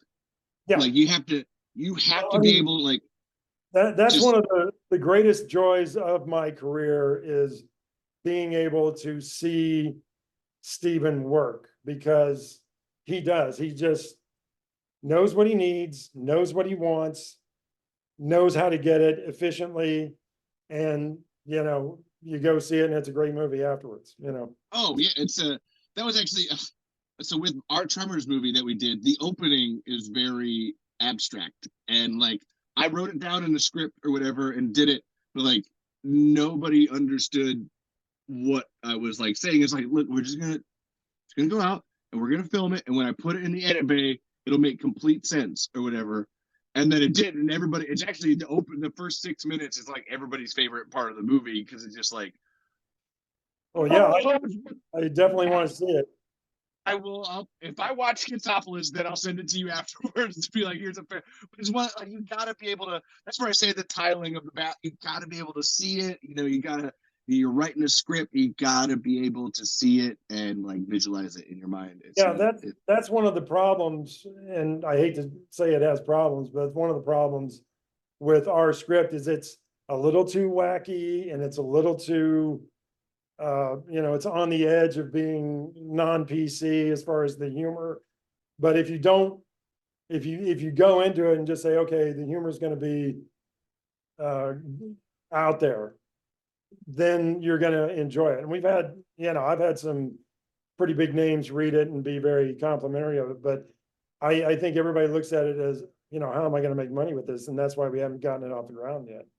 We don't need to make money. We need to make a movie. Exactly. Well, I mean, when you see the other thing, when you see hundreds of beavers, you'll know what I'm talking about, because they just set out to make this so far out wacky comedy that from what I can tell of social media, just from the last few days when I heard about it, I think it's starting to get some momentum. Because I started following the director on Instagram, and he's only got like 2,500 followers. But I bet you in another month or two, it'll be significantly 10,000. Oh yeah, like just keep going up. It's one of those things that like that's where I don't know if we need marketing departments or anything like that anymore, because like that word of mouth. Like, we're going back to what like you getting jobs. Word of mouth does every. The reason that Titanic was a fucking multi-billion-dollar movie was word of mouth and teens wanting to go like make out during a ship sinking movie. Like it's the most important thing when it comes to that. Like that's like it's huge. Well, I still have a lot of friends who are, filmmakers and, want to be filmmakers and everything else. And I noticed like in the last 10 years that if like two actresses are up for a part, the tie will go to the actress with the most Instagram followers, because that's free publicity right there. Mm-hmm. Mm-hmm. I actually, so as part of what I do, I run a Tremors account, and then I also like run a Facebook page for Tremors, and like it is so easy to like just drop a couple of things and just be like, oh, here's like look at this Tremor stuff, and then people are like, look at this, and now watch it. Like, it doesn't take much, like do a poster, do a meme, do an image of behind the scenes, and people are like, we're talking about Tremors again. Like it's all over the place. It's just that little bit of domino, and booyah. Yeah, It's amazing. I've got a buddy who originally kind of got me interested in filmmaking back when we were in junior high and high school in the 70s in Dalton, Georgia. And he passed away recently. And he's a guy who I think he directed over 20 movies, but never worked on a studio lot. They were all indies. He did Stepfather 2, Texas Chainsaw Massacre 3. Oh, okay. 4 and 5, all these sort of B horror movies. And when he died, everybody just came out on Facebook. I wouldn't have guessed, but everybody came out on Facebook and said, oh man, he was one of my favorite directors and everything else. And, this is the guy I used to make Super 8 movies with when we were 13, 14, And he went to SB Film School too. Ooh, that's where everybody always says it's not what you know, but who you know when it comes to Hollywood. And it's like, I mean, yes, like that's like true of what we're talking about. I think like that bigger thing is like sincerely good people. Like to even go back to that Steve Wilson Salt of the Earth thing and talking to you and like being the class clown, like just being like a good person just goes really fucking far sometimes. But, like but you wouldn't. the town is littered with good people who can't really vibe with the nasty side of this business. Like that's literally why I want nothing to do with your. I'm sorry, please forgive me, but it's just like this is why I like maybe I'll start like a big film studio in Iowa, but it's like I don't. You got you LA people. I'm just stay over there. Not you, Mike. You can come. No. I'll set you up whatever you want. You know who Jim Brewer is, right? The guy who used to be on Saturday Night Live, and he was on Half Baked. He was in Half Baked with Chappelle. Mm-hmm. I saw him on a podcast recently, and he said when he was on Saturday Night Live, I think he was on for 1 or 2 seasons in the 90s, and he said there's so much backstabbing and so much political bullshit going on, and people trying to steal material and everything else. And he said when he quit the show, he was just a wreck. And his wife said, and even he said Lorne Michaels told him, you're too nice for this business. Yeah. And I just thought to myself, wow. And he's doing okay now. He's not huge star, but he's got a pretty successful podcast, I think. But he's always been one of my favorites. I thought he's really funny. It sucks. Like that's where it's like I love the good people. I try to support the good people, but the machine likes to eat the good people, and you just gotta like. Yeah. Just keep rolling on or whatever. Yes, it does, Levi. That's actually, I have a whole bunch of books here of like friends, and I always like to just like grab books and be like, hey, you need to go read this book. Read this book, like just like go nuts. Like what was the first movie? The first book? I think it's a movie now, right? What's the first book you pulled out? Through the Veil? Oh, Through the Veil. No, this is an anthology book. No, Oh, I it thought might be a there's movie. some movie out now with Veil in the title. Yeah. Oh, there is, isn't there? Oh my God. I think it's it was Into the Veil. Yeah, yeah. But cool. All right, hold on. Let me. Okay. Okay. I just want to keep talking to you, but I know we gotta. I do. We are gonna do. Look, I'm more than happy to do this again because I love it. I'll talk movies all day. Oh, that's what. And I'll make the next one just talk movies. That's kind of, we just might do that. But I'm gonna pick 2 or 3 questions here, and we'll wrap it up a little bit. But good. Now I have to figure out which ones I want to pick. Okay, you know what? Well, let's. Okay, this is a good one. We'll to go this wrap up way. You already started talking about the good vibes. Just how was it on the set of Tremors? It's like, well, like just take me, like, you know, how, like, very, very good vibe. You know, I tend to rank shows by how much fun I had. You know, I met a girlfriend on there. Again, everybody it wasn't the most experienced crew, but we were doing, you know, we were working hard and having fun. And like I said, go back to Lone Pine and you've got, you know, it's basically a 1-street town, or it was back then. I think it's bigger now. No, it still is. It's not big. It's still pretty tiny. Not big at all. But well, the other story I wanted to tell you, and I can't think of what it was, but when you drive into Lone Pine, or at least back in the day, there's a sign that says Lone Pine, little town, lots of something, lots of love, or something like that. And one of the absolute things that happened all the time on that, because we're working out in the desert and dust, everybody's picking their nose all day, every day. Oh yeah. And one time I'm standing there with Beth, I think, and we look over and Kevin Bacon's picking his nose. And he looks up and he says, Lone Pine, little town, lots of boogers.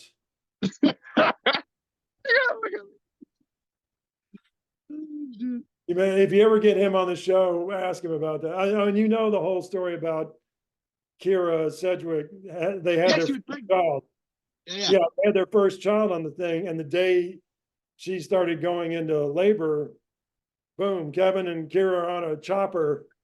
I think they picked us up there where Perfection was, not in Long Pine, and you know they headed right back to LA. I think they were gone a few days. So you just stuff that Kevin's not in at that point.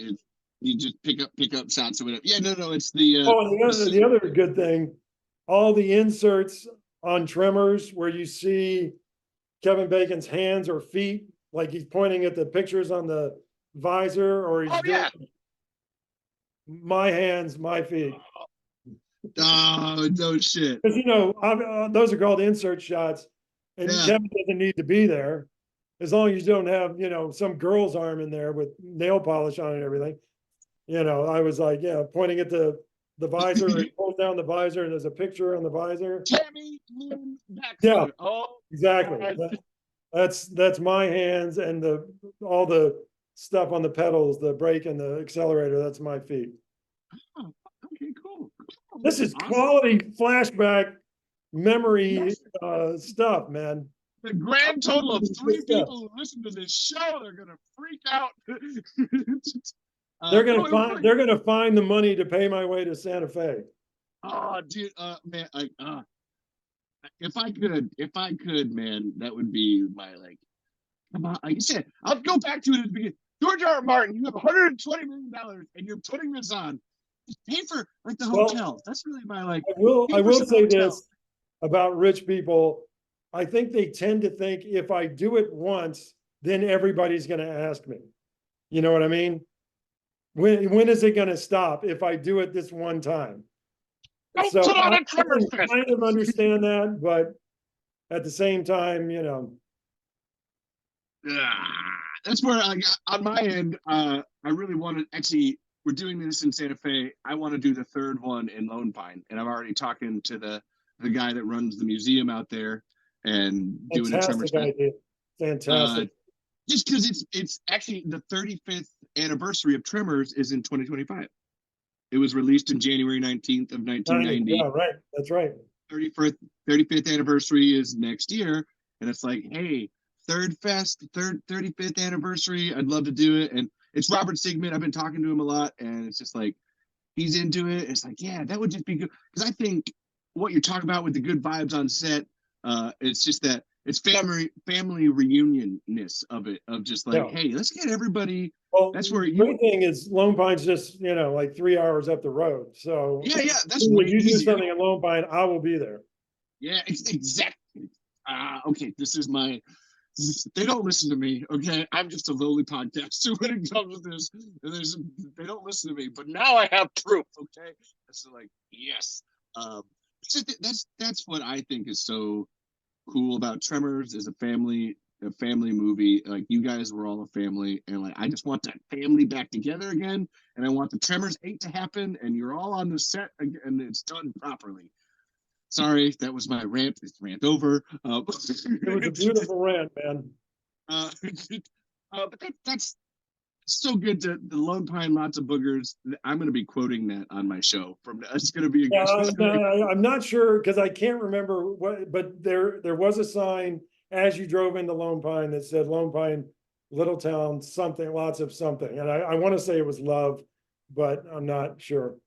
But well, I can Google it. I can Google. It's probably still there, so I can Google it and find that. When my wife and I were dating in like 94, 95, we took a weekend trip to Lone Pine and stayed in I was in the secondary hotel because I think I was hired later than most people. There was like one semi-nice hotel, I think it's called the Mar Vista. And then there was like another one that was off the main drag, like a block, and that was the not as nice hotel. So invariably, if you wanted to hang out with the cool people, you gotta have to go down to the Mar Vista. But I know that one's still there. And completely off the subject, there's a documentary, I believe it's on Prime, about Kelly Lynch. Do you know the actress Kelly Lynch? Yeah. Roadhouse, right? Yeah. Yes, thank you.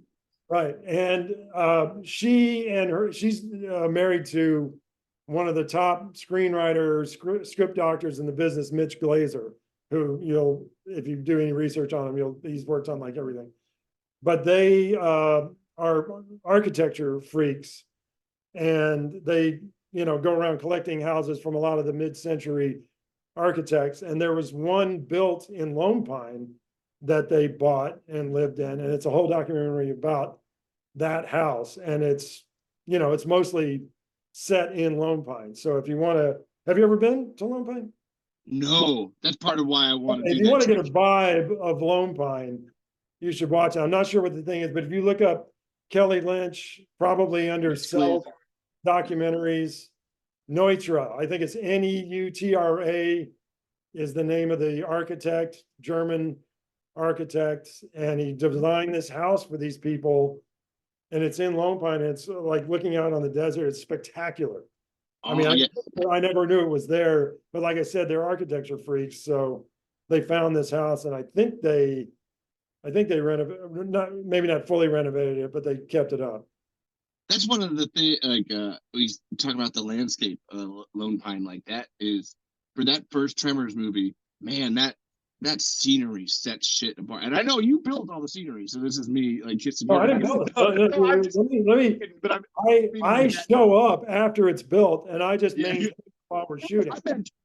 Well, unless you're like one of the gods that built the mountains and everything, who's more like no? That is that the mountains and everything and the landscape in Lone Pine is absolutely stunning. And I'm always like. I feel like the later, like not being able to set a Tremors movie in there ever again has always been like, man, that would just really, really tie that shit home because here's another thing I want to ask you: are you a shower at night person or a shower in the morning person? Shower at night. Okay. Oh, well, I got all that tile and mud dust on me, man. I got a shower. Exactly. I have always been a shower in the morning person, but on Tremors, you had to be a shower at night person because working in the desert all day, you go back and wash everything out. The shower bottom was just dark from all the dirt. And like I said, take a shower, go to the bar, party, go to bed, get 4 hours, 5 hours sleep, get up, go work in the dirt all day. Yeah. Oh, and Okay. this is just a basic flashback, but you know that all the exteriors, all the outside stuff was shot in Lone Pine. In the store, and all the interior shots of the basement for Reba and Michael, all that stuff was on stage back in LA. So we shot it in Lone Pine for, a few months, and then we're back in LA for another month and a half, something like that. Doing all. No, I did know that because there's only 2 interior shots in the whole movie. It's Chang's and then the basement. Right. Like, Is that it? otherwise it's all. That's it. Basement? Yeah, because I Yeah. loved shooting in that basement. That was so fun. Oh man, I can't imagine that. Because that is an iconic scene in cinema in general. Like that is just like to have been in that room. It would be like that's the magic, baby. And cool. Yeah, because Honestly, all I'm worrying about is how much cleanup do I have to do to get ready for another take after the worm comes through the wall. actually, that's good. I don't, for some reason, I'm thinking that I don't think we did another take. I think we only did it in one, but Steve would know better than I would. Oh no. The crash through of the wall. You mean there is again? He's got like 30 of those lost tapes, and yes, they only did one. Yeah, like one crash because it was huge because all the guns were stacked on the wall, right? Yeah. Oh yeah. That's the wall he comes to. Yeah, right. Okay. And you crashed through. You had to build the whole wall. There's vermiculite everywhere, and you only got one. And I imagine that day leading up to it of like you have to make sure that everything is absolutely perfect because we're only going to get one shot at this. Well, and I mean, like, there's infinite stories in the movie business of big shots where they only did one take and they could only really do one take.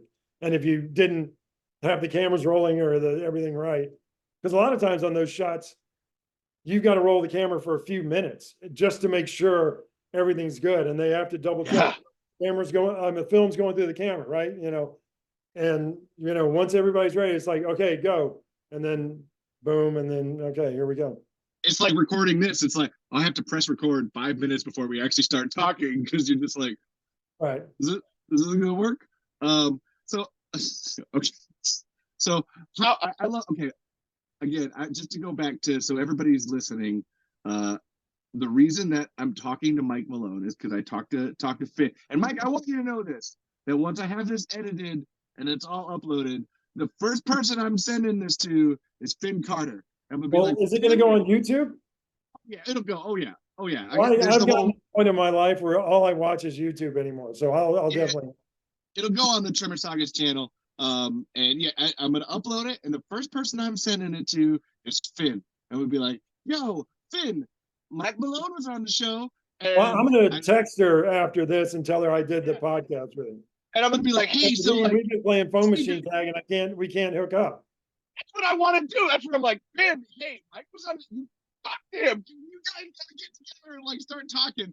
Because one of the, I talked to Finn for like 2.5 hours, like a couple months ago when I first started talking to her, and man, that was a wonderful conversation. And she was telling me people to get for Tremors Fest and Beth Thompson and Jim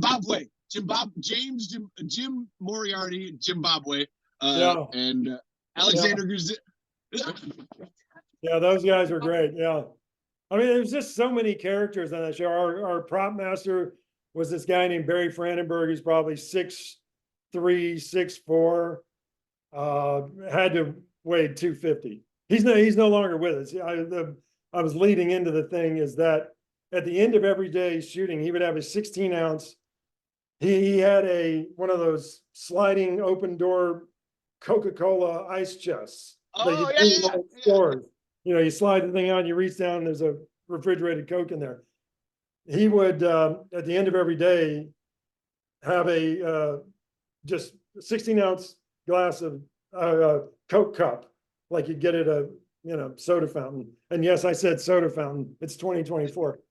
And he would just shovel a bunch of ice in there and make himself a gin and tonic and just boom. Now, God love him. I love Barry Frandenberg, one of the all-time great guys, passed away not long after that. he had open heart surgery or something. I think when we were doing Tremors, he had the scar on his chest from previous open heart surgery, but he died a few years after that. Huh. Lovely wife and kids. I ended up working with Rick Bioni, who was his props assistant, who was also, he's like the on-set prop guy. On for a few months on This Is Us. They needed a prop guy. Long story short, I ended up filling in for somebody, and he gave me a bunch of Tremors pictures, and I think I took pictures with my camera in his scrapbook. So I got to get you those. I don't know why I just now thought of it here an hour and a half. And you know what's funny? 2 hours I later. was actually going to ask you because you were talking about having the Polaroids because we were talking about Yeah, set dressing. Rick has got a scrapbook. I should just get you in touch with him. I'll get in touch with him. Oh, please, yeah, send him all the information. I would love that. But anyway, Finn was talking. It was you specifically, like up, and I was just like, Well, again, hey, I was the class clown, so I think everybody appreciated that vibe. her story too, and this checks out. The facts checked out on this was that like, you know, you guys would all be in the jacuzzi the night before, and even I love talking to her because she's just that like, everybody else was at the cool hotel, but then us like lower people, and she's like, I liked hanging out with those people more, so you know, we'd all be like hanging out at the jacuzzi the night before, and you know, hanging out at the jacuzzi. Like, Yeah, Finn's good people. She was part of the good vibe. You know, we couldn't have done it without. But then the next day she'd be like, yeah, but then I had to do this running scene where they're running to the cliffs and like repeating the scene over and over and over again. And it's like, I don't know, like we ended up doing the part joke where like I was tired and Mike would like pick me up and carry me all the way back to the. I kept thinking it was an explosion, and we were pretending that Finn got hurt in the explosion. It's right after that. It's like right around that area, so like that makes sense. So then my question is, so how heavy is Fish? She's a delight to carry. No, I mean, I'm guessing Finn was like 5'5", 5'6", maybe. But oh, she's still tiny. Oh yeah, she's still like that. Like you said, I don't even know Finn's exact weight. Again, we're just trying to have fun out in the desert all day. But I love that as a story of just like that is the vibe of just like, oh, I know I could have walked, but Mike just picked me up and like, oh, like just like set her down again. I think that's absolutely amazing. Like, right, because I mean, as much as I love Kevin and Fred Ward and everything, and I also will say this, almost every girl on the crew or woman on the crew would always talk about Fred Ward's hands and how sexy they were, or anything. They couldn't get over his hands. I mean, I appreciate a woman with good hands, but it's not the first thing I look at. But I mean, you wouldn't believe the number of conversations about Fred Ward's hands. But obviously they were, I mean, during the day, they were part of the gang, but the night crowd, they didn't show up at the bar or anything else. And I'm not saying that to denigrate them. I love them both, but yeah, exactly. Now I'm just thinking about Fred Ward's hands. That's actually they're kind of they look a little alien. They look like they almost were put on his body later, like a Frankenstein experiment. But very expressive, very big, you know what they say, big hands. Honestly, you're saying specifically that the women were looking at his hands, and there's like only. I mean, it would be a topic of conversation. You walk by some girls and they're like talking about Fred Ward's hands. It's like okay, cool. So that's a thing. Good to know. All righty then. And honestly, that's where I had a friend send me this. Like he drew this picture of Fred Ward and Kevin Bacon in the original Tremors 2. Like, because we had to dress that truck because there was so much stuff on the dashboard and on the thing. There were so many times where it's like, okay, we got to dress the truck to match the last scene, and it's just like shove all that stuff up on the dashboard and everything in the window, on the edge of the window. But but that was mostly props. But I would help them. Well, you still dressing it. Okay, so I'll give two more quick. We're already here, so I got to do this question. No, So who's I'm hotter, fine. Kevin Bacon or Fred Ward? Who's Me? hotter? You're asking Who's me hotter? who's hotter? Who's hotter, Kevin Bacon or Fred Ward? Well, if you ask the girls in the crew, Fred Ward's hands. But That's I would probably say Kevin. I mean, Fred certainly had his appeal, but The Right Stuff, that's one of my favorite movies. oh yeah, Gus Grissom. Yeah. So yeah, I always will cut Fred Ward slack for that. Well, no, not for me. Fred Ward. Fred Ward wins. Like everybody always likes Kevin Bacon's so hot, and I'm like, bro, I disagree with you on that. Like, I'm not even into dudes, but I'm going to tell you this: Fred Ward has that daddy energy, and in Tremors 2, when he's Tremors 2, he's got the long hair and he's all grizzled. It's like that's it. That's hitting it, man. I don't know why. It's the hands, I guess now. But it's just like Fred Ward all day long for me. Yeah, he's super guy, great to work with. I hear a lot of great Not as gregarious as Kevin, but still, I've been on plenty of shows, TV, movies, what have you, where if the lead actor is a prick can you call women pricks, I guess? Yes, But you can. if the lead actor is a real downer, it just permeates the whole show. Oh yeah. And it's just not fun. I've done shows that only lasted one season, probably because the lead actor or actress was a complete nightmare. Well, that's why they're called stars, because your planet's only as good as your sun. Exactly. And, if your sun's not giving you good energy. I did Medium, the Patricia Arquette TV show. With Steven Weber? No. He was on it. He guest starred on it one time. That's right. But Patricia Arquette, dream, absolute dream.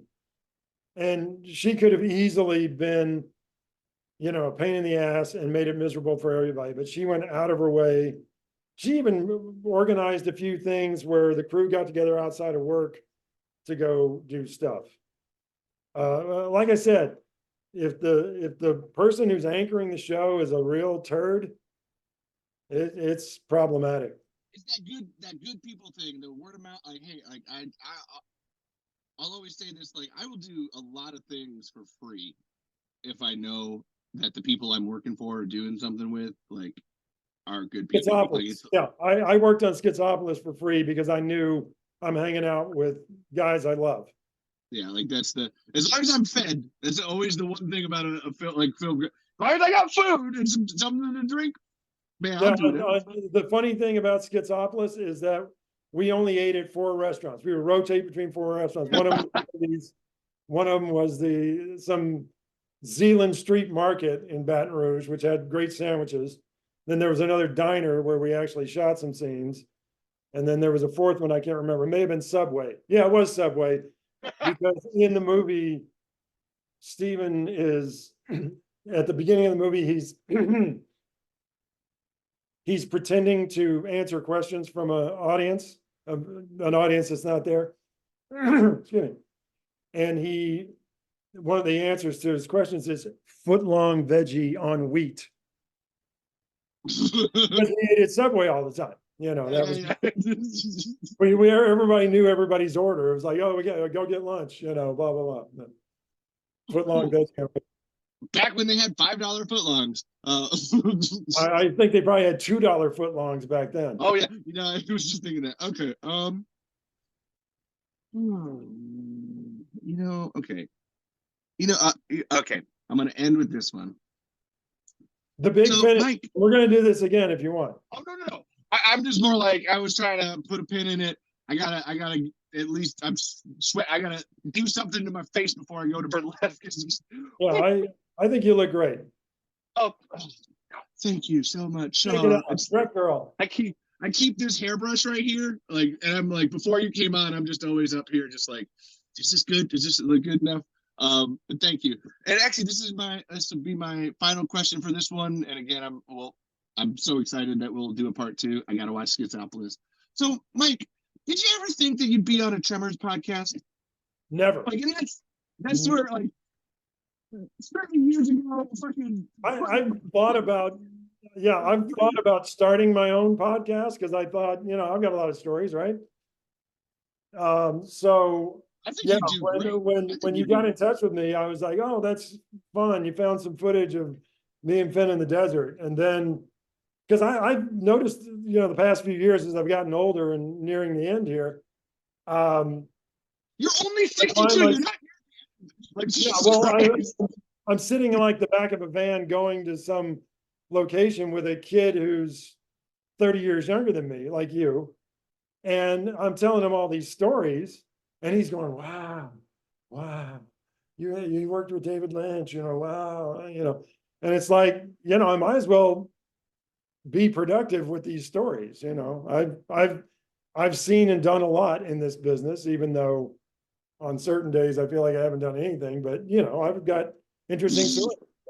You've had so many interesting stories, and that was where I'm gonna be honest with you. When because we were talking, and I said I had a podcast, and I'm like, I'll be on a podcast. What do you want to do? Like, let's do it next week. And I was like, oh, I thought there would be more hesitancy to this, but you're just like, I'm like, yeah, cool. Well, no, I want to see what it's like, and I also wanted to see how I would look on a Zoom call with That's a this great marvelous background. thing in the background. It's with it just the like it's No, beautiful. just like I said, I'm like a Scientology cult leader, so we I'm gonna wanted find out. sort of. I'm gonna don't give me too many spoilers because like I said, that's gonna be my tomorrow. It's not a spoiler at all. You'll figure it out quickly. I'll be ranting and raving. Yeah, it's just thank you for being on here, and of course, yeah.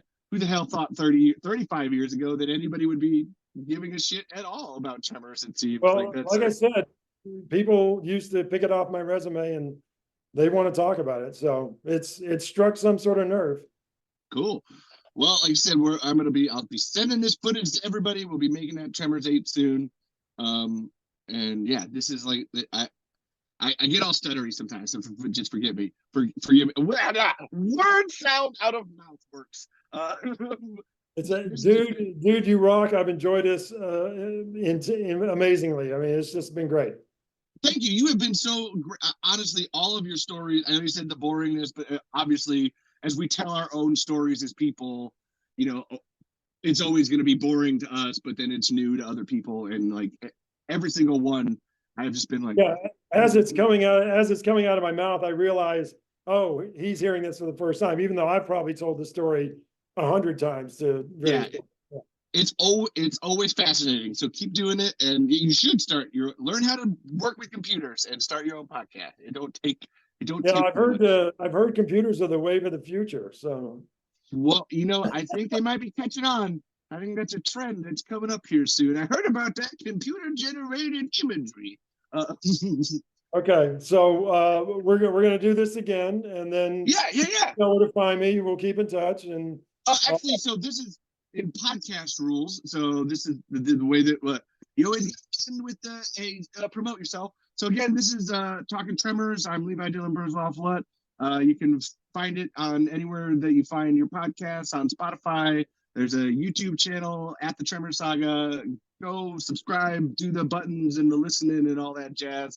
And I have thanked so many people before on my show. So if you've been thanked before, you're being thanked again, and I appreciate you so much. But as always, I love the guests to have the last word. So Mike, just thank people and tell people where to find you and what to do and all that jazz, and we'll close it out. Okay, my name is Mike Malone. I'm a 30-year veteran in the business. I've set dressed, I've done a lot of stuff. I've even acted. We never talked about any of my acting roles today, but next time we'll do another one. It's right behind you. And if you want to follow me on Instagram, it's not particularly interesting, but it's State of Malone on Instagram. And everybody calls me Malone. So, that's another thing. You call me Mike, but whatever. And I'm looking forward to doing this again. And, maybe we'll see each other in person someday in Lone Pine.